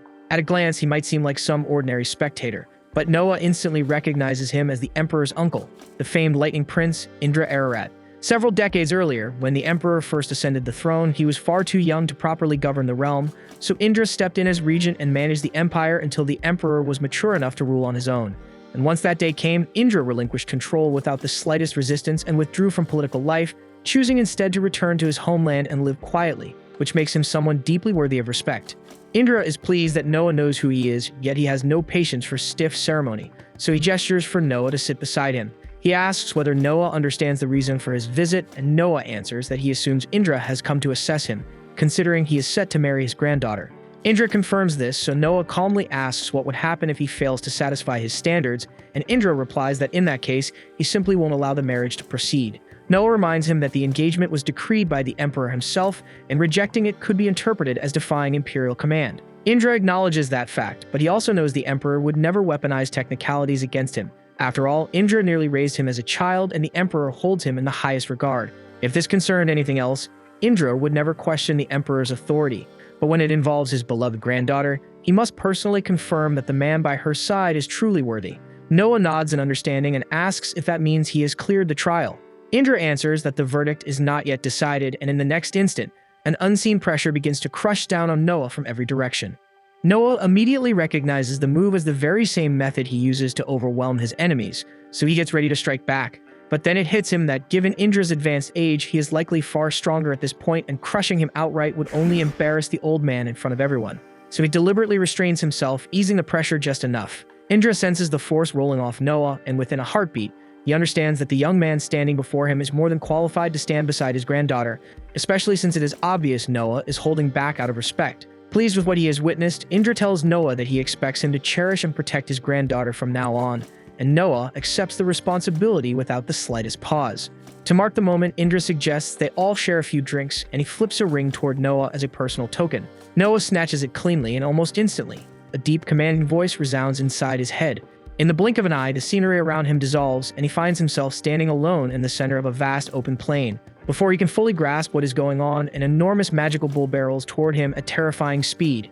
It demands that Noah prove himself worthy of wielding its strength, and by now, Noah understands this kind of trial perfectly well, so he draws Leviathan and without panic, cuts the beast down in one decisive motion. When the bull collapses and goes still, it yields to Noah and acknowledges him as its master. As Noah reviews his status and notices a +C added beside his light skill, the fallen bull suddenly begins to speak just as he is examining the change. In the next moment, Noah is back in reality, and judging by the look on his face, Indra immediately knows what has occurred. The entity Noah just overcame is called Behemoth, an exceptionally formidable magical creature possessing a rare ability. While Indra explains, Noah casually slips the ring onto his finger and reaches for a kettle resting nearby. The instant his hand makes contact, the metal transforms into pure gold. Indra cannot hide his amazement because even during the height of his own power, he never succeeded in subduing Behemoth, yet Noah accomplished it in what felt like seconds. Afterward, Noah conjures a miniature embodiment of Behemoth's shape and tells Indra that he can strengthen himself by having these small versions fight one another. Indra is completely lost, so Noah decides to demonstrate and calls forth Leviathan, Hawawa, and Luthier. However, as soon as they appear, an unusual phenomenon begins unfolding. It seems that decades have passed since all four of these mystical artifacts were assembled together in one place at the same time, and now that they stand reunited, something extraordinary is on the verge of taking place. Noah suddenly finds himself drifting through a strange dreamlike realm, where the voices of all four artifacts echo around him at once. They speak about how they have not been united since the era known as the Silver Age. The last individual who drew out their true might had reached level 255, and now they are patiently anticipating the moment Noah will rise to that same height. Once their voices fade, Noah snaps back into his physical body. For a brief second, he questions whether it was all some kind of illusion, but the citizens gathered nearby begin glancing at each other in stunned amazement because they heard a mysterious voice call out to Noah. Naturally, they conclude that a divine being must have descended to grant him a blessing. Indra heard it too, and he also assumed it was the voice of a deity. And with genuine excitement, he offers Noah his congratulations, calling it a truly celebratory moment. Noah nods in agreement, and to mark the occasion, he instructs his maid to distribute 10 coins to every person present. Among the nobility, it is an old custom that when an extraordinary stroke of fortune occurs, you spread that happiness to those around you in whatever way possible, which most often means giving out money as a gesture of goodwill.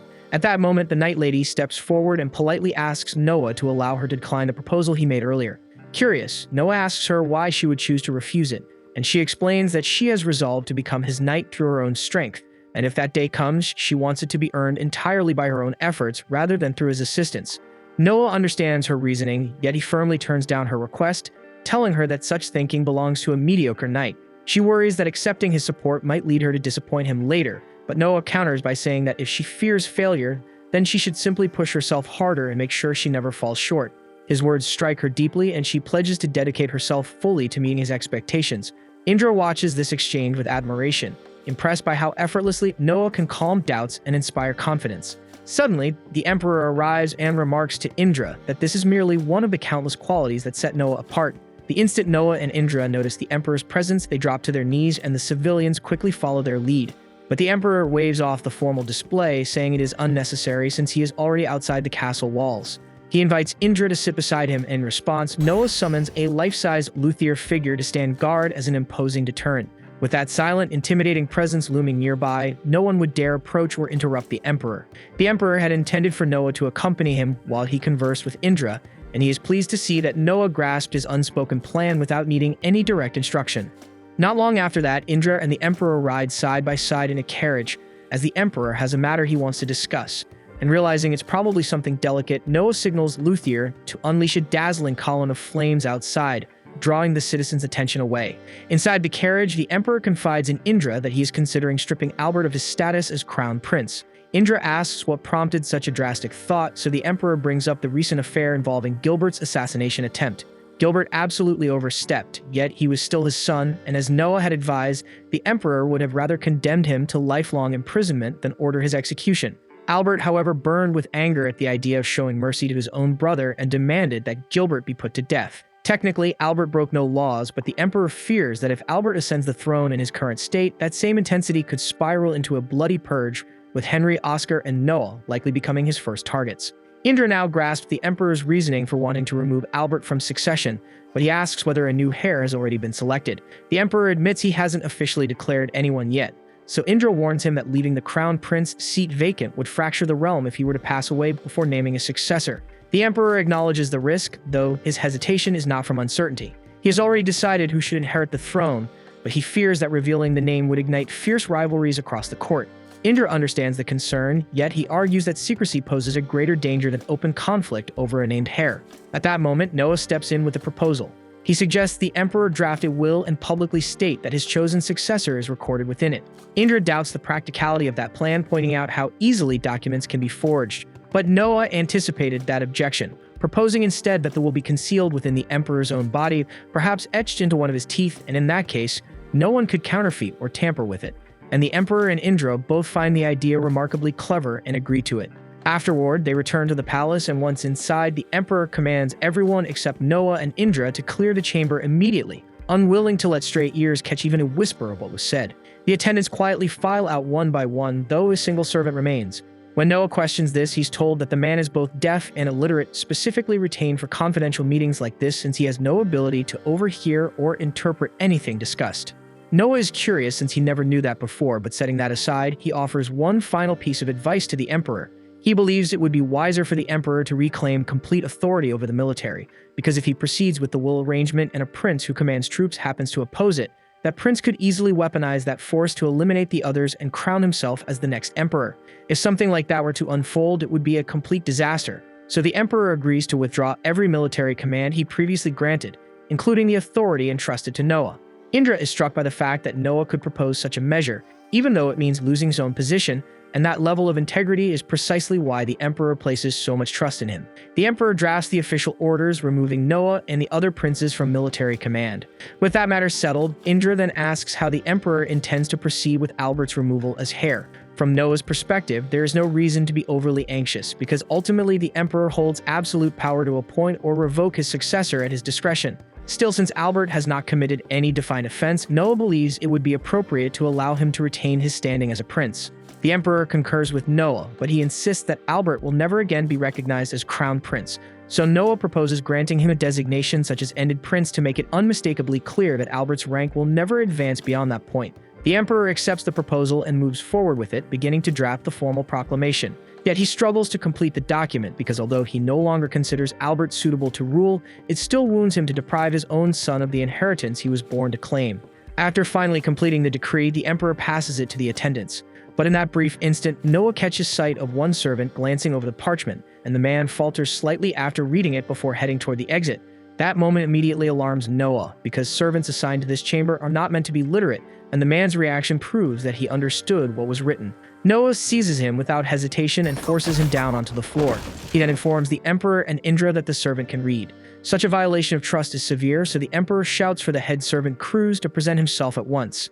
When Cruz rushes in, the Emperor demands an explanation for allowing a literate servant into this private audience. Cruz claims complete ignorance, immediately pressing his forehead to the ground and pleading for mercy over what he calls an unforgivable error.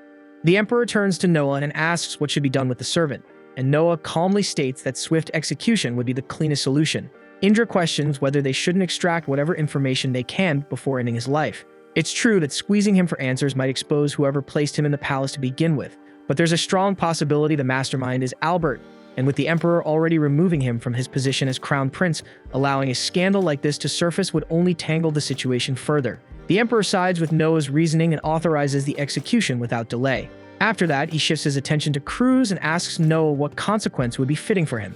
From Cruz's stunned reaction, it's clear he had no clue the servant was even literate, so his fault amounts to minor negligence. In light of that, docking his pay for 6 months seems more than sufficient. Not long after, the Emperor convenes with his Prime Minister and is notified that the deceitful servant has been executed. He's relieved to hear it's done, yet he can't shake his concern over what to do about Albert. Even if he can't trust him with the throne, Albert is still his son, and that thought weighs on him. Changing the subject, the Emperor asks whether the minister recognizes the name Leviathan. The minister nods, recalling that Leviathan was one of the 4 sages who bestowed their strength upon the Emperor during the Silver Age.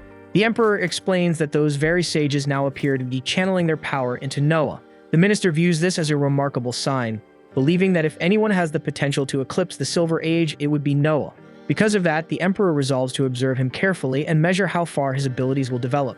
The following morning, Noah departs from the castle and instructs his knight to prepare themselves as they're heading to Albert's estate for a discussion. She instinctively reaches for her blade, bracing for possible trouble, but Noah reassures her there's no need since he won't be in any real danger. When he arrives at Albert's residence, he continues to address him as Crown Prince, despite knowing the Emperor intends to strip him of that title, since Albert hasn't yet been informed. Albert responds with courtesy, telling Noah that formal titles are unnecessary between brothers. Noah expresses his appreciation for Albert's understanding, then turns toward his knight and calmly instructs her to remain outside. It is a deliberate sign of trust, showing that he believes Albert poses no threat to him, not that protection would matter much anyway, considering Noah now stands as arguably the most formidable figure in the entire kingdom. Albert politely asks whether Noah would prefer to sit in the living room or stroll through the garden. Having often heard praise about the remarkable condition of Albert's grounds, Noah chooses the garden without hesitation. Albert escorts him there, and the moment they step inside, Noah is genuinely taken aback by the breathtaking scenery. His gaze lingers especially on a rare double-trunked tree nearby, clearly something that must have been incredibly difficult to obtain. Albert takes pride in his garden as a whole, though he admits he does not fixate on individual plants the way Noah seems to. That particular tree, he explains, was a gift worth 50,000 rein. Yet seeing how much Noah admires it, Albert casually decides to present it to him. It marks the second time Albert has gifted Noah something. The first occasion involving Leviathan had been more of a mischievous test, since Albert never truly believed Noah could master it. Still, he has come to realize that true treasures belong in the hands of those capable of unlocking their full potential. Noah offers his sincere gratitude for the generous gesture. With that matter settled, he smoothly shifts the conversation. He remarks that summer has arrived once again, and as usual, the Emperor will likely retreat to a region with a cooler climate to avoid the oppressive heat. However, this year carries one significant change. The Emperor intends to bring Albert along. The news hits Albert hard, and he rises abruptly in disbelief. In previous years, the Emperor would leave him behind to oversee affairs of state, granting him valuable experience as a future ruler. Removing that responsibility now can only signal one thing: the Emperor may no longer see him as the next heir. Albert presses Noah, asking whether he knows the true reason behind this sudden shift. Noah maintains a composed expression and pretends to know nothing, suggesting instead that the Emperor simply wishes to educate him more closely during their travels. In truth, the Emperor's motive is far less generous. He wants Albert at his side to prevent him from attempting anything reckless in his absence. Though some may have hoped Albert would accept the situation quietly and move forward, that hope proves overly naive. Later that evening, as Noah sits alone in his study, he receives an unexpected visitor named Olivia. She comes bearing urgent news. Albert intends to launch a coup that very night and seize the throne by force. Even though Noah is visibly taken aback, he turns toward Olivia and calmly asks how she came to know all of this shit. Olivia answers that she is the daughter of Coil, one of the retainers who once served in the household of the former First Prince Gilbert. The moment he hears that, Noah understands that she was born and raised within Gilbert's estate. A child born into a noble household usually means someone whose parents were both servants under that prince. Growing up surrounded by that kind of devotion makes it almost second nature to pledge loyalty without hesitation. Olivia goes on to say that she had heard the story about how Noah chose to spare Gilbert's life, and because of that, it infuriates her to the core that Albert still decided to walk this path. She explains that on the night before the formal declaration stripping Albert of his status as crown prince, while he still held the title, she overheard him discussing plans to deploy soldiers to seize control of the palace.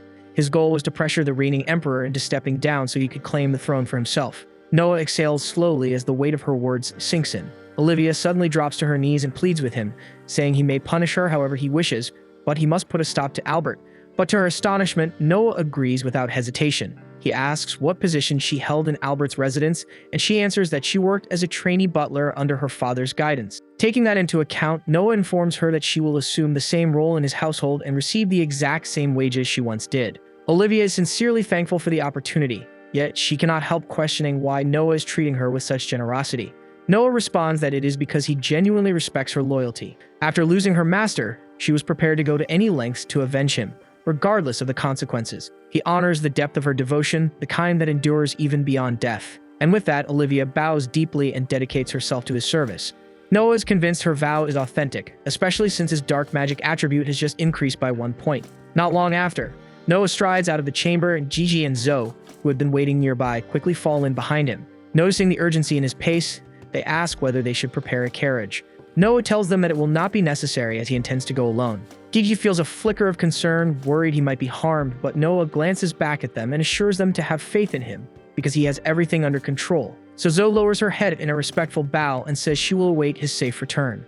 Noah then rides out on horseback, quickly piecing together that if Albert intends to invoke his right of force to assume control, then there is only one unit he could possibly command. That unit is stationed at the Ministry of Military Affairs, a force of 1,000 soldiers. And because they have long been assigned there on a permanent basis, they have been drilled to obey any superior's command instantly, without the slightest hesitation. Albert then addresses the soldiers, delivering a fiery speech about how the reigning emperor clings to ancient, obsolete methods. He persuades them that the empire has no real future unless he is the one seated upon the throne. But just as the soldiers prepare to advance, Noah arrives and calls out for Albert to wait. Albert questions why Noah has come, and Noah wastes no time warning him to reconsider, telling him that this path will only end in his own destruction.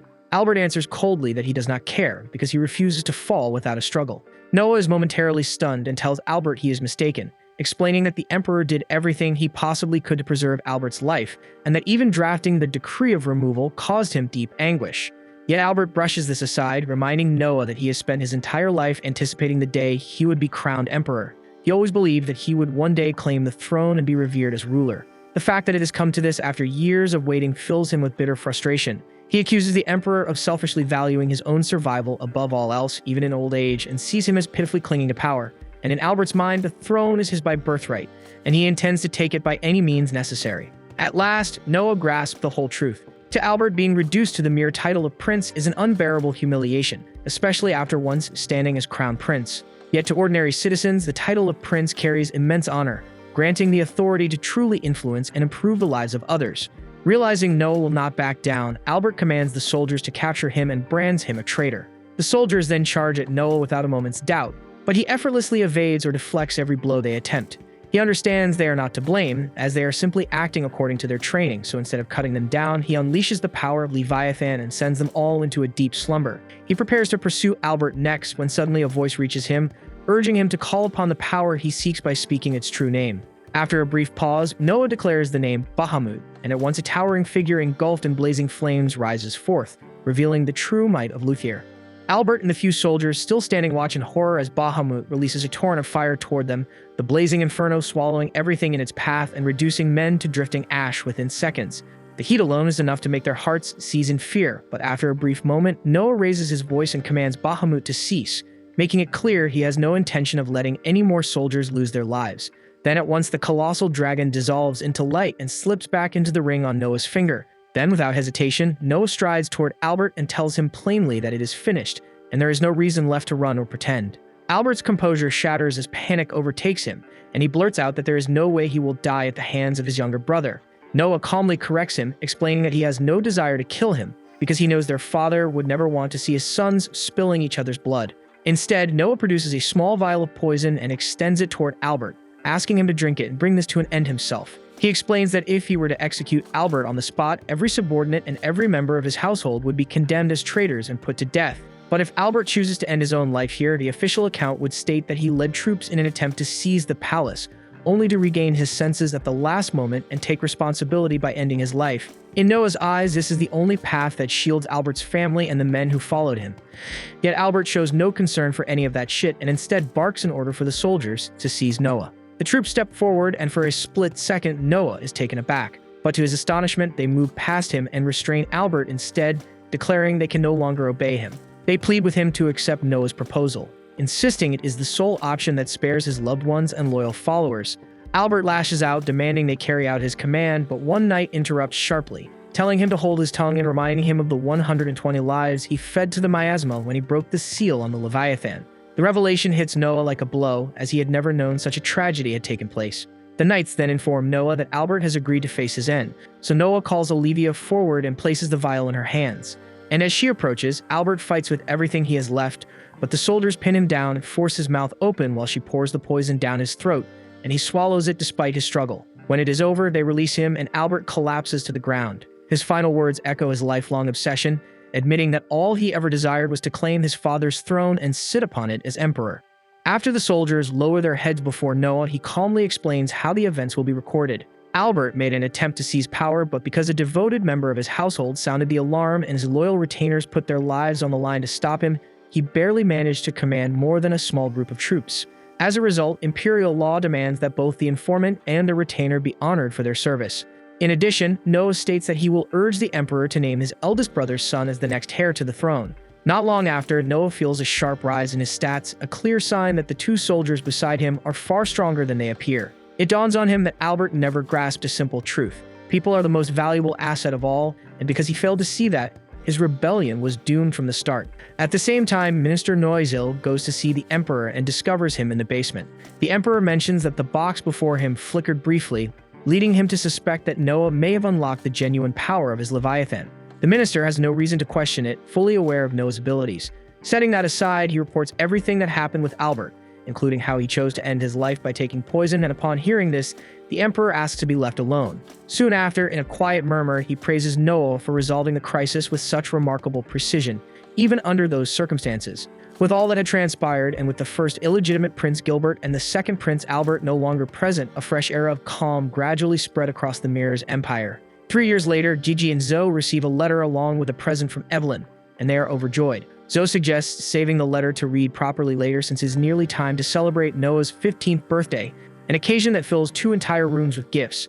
Zoe cannot say she is surprised, however, because she knows how deeply Noah is cherished, especially by the many people whose lives he has touched. Not far away, Noah is training in the forest when Audrey, Indra's granddaughter and his future bride, approaches him and remarks that he has been practicing for quite some time.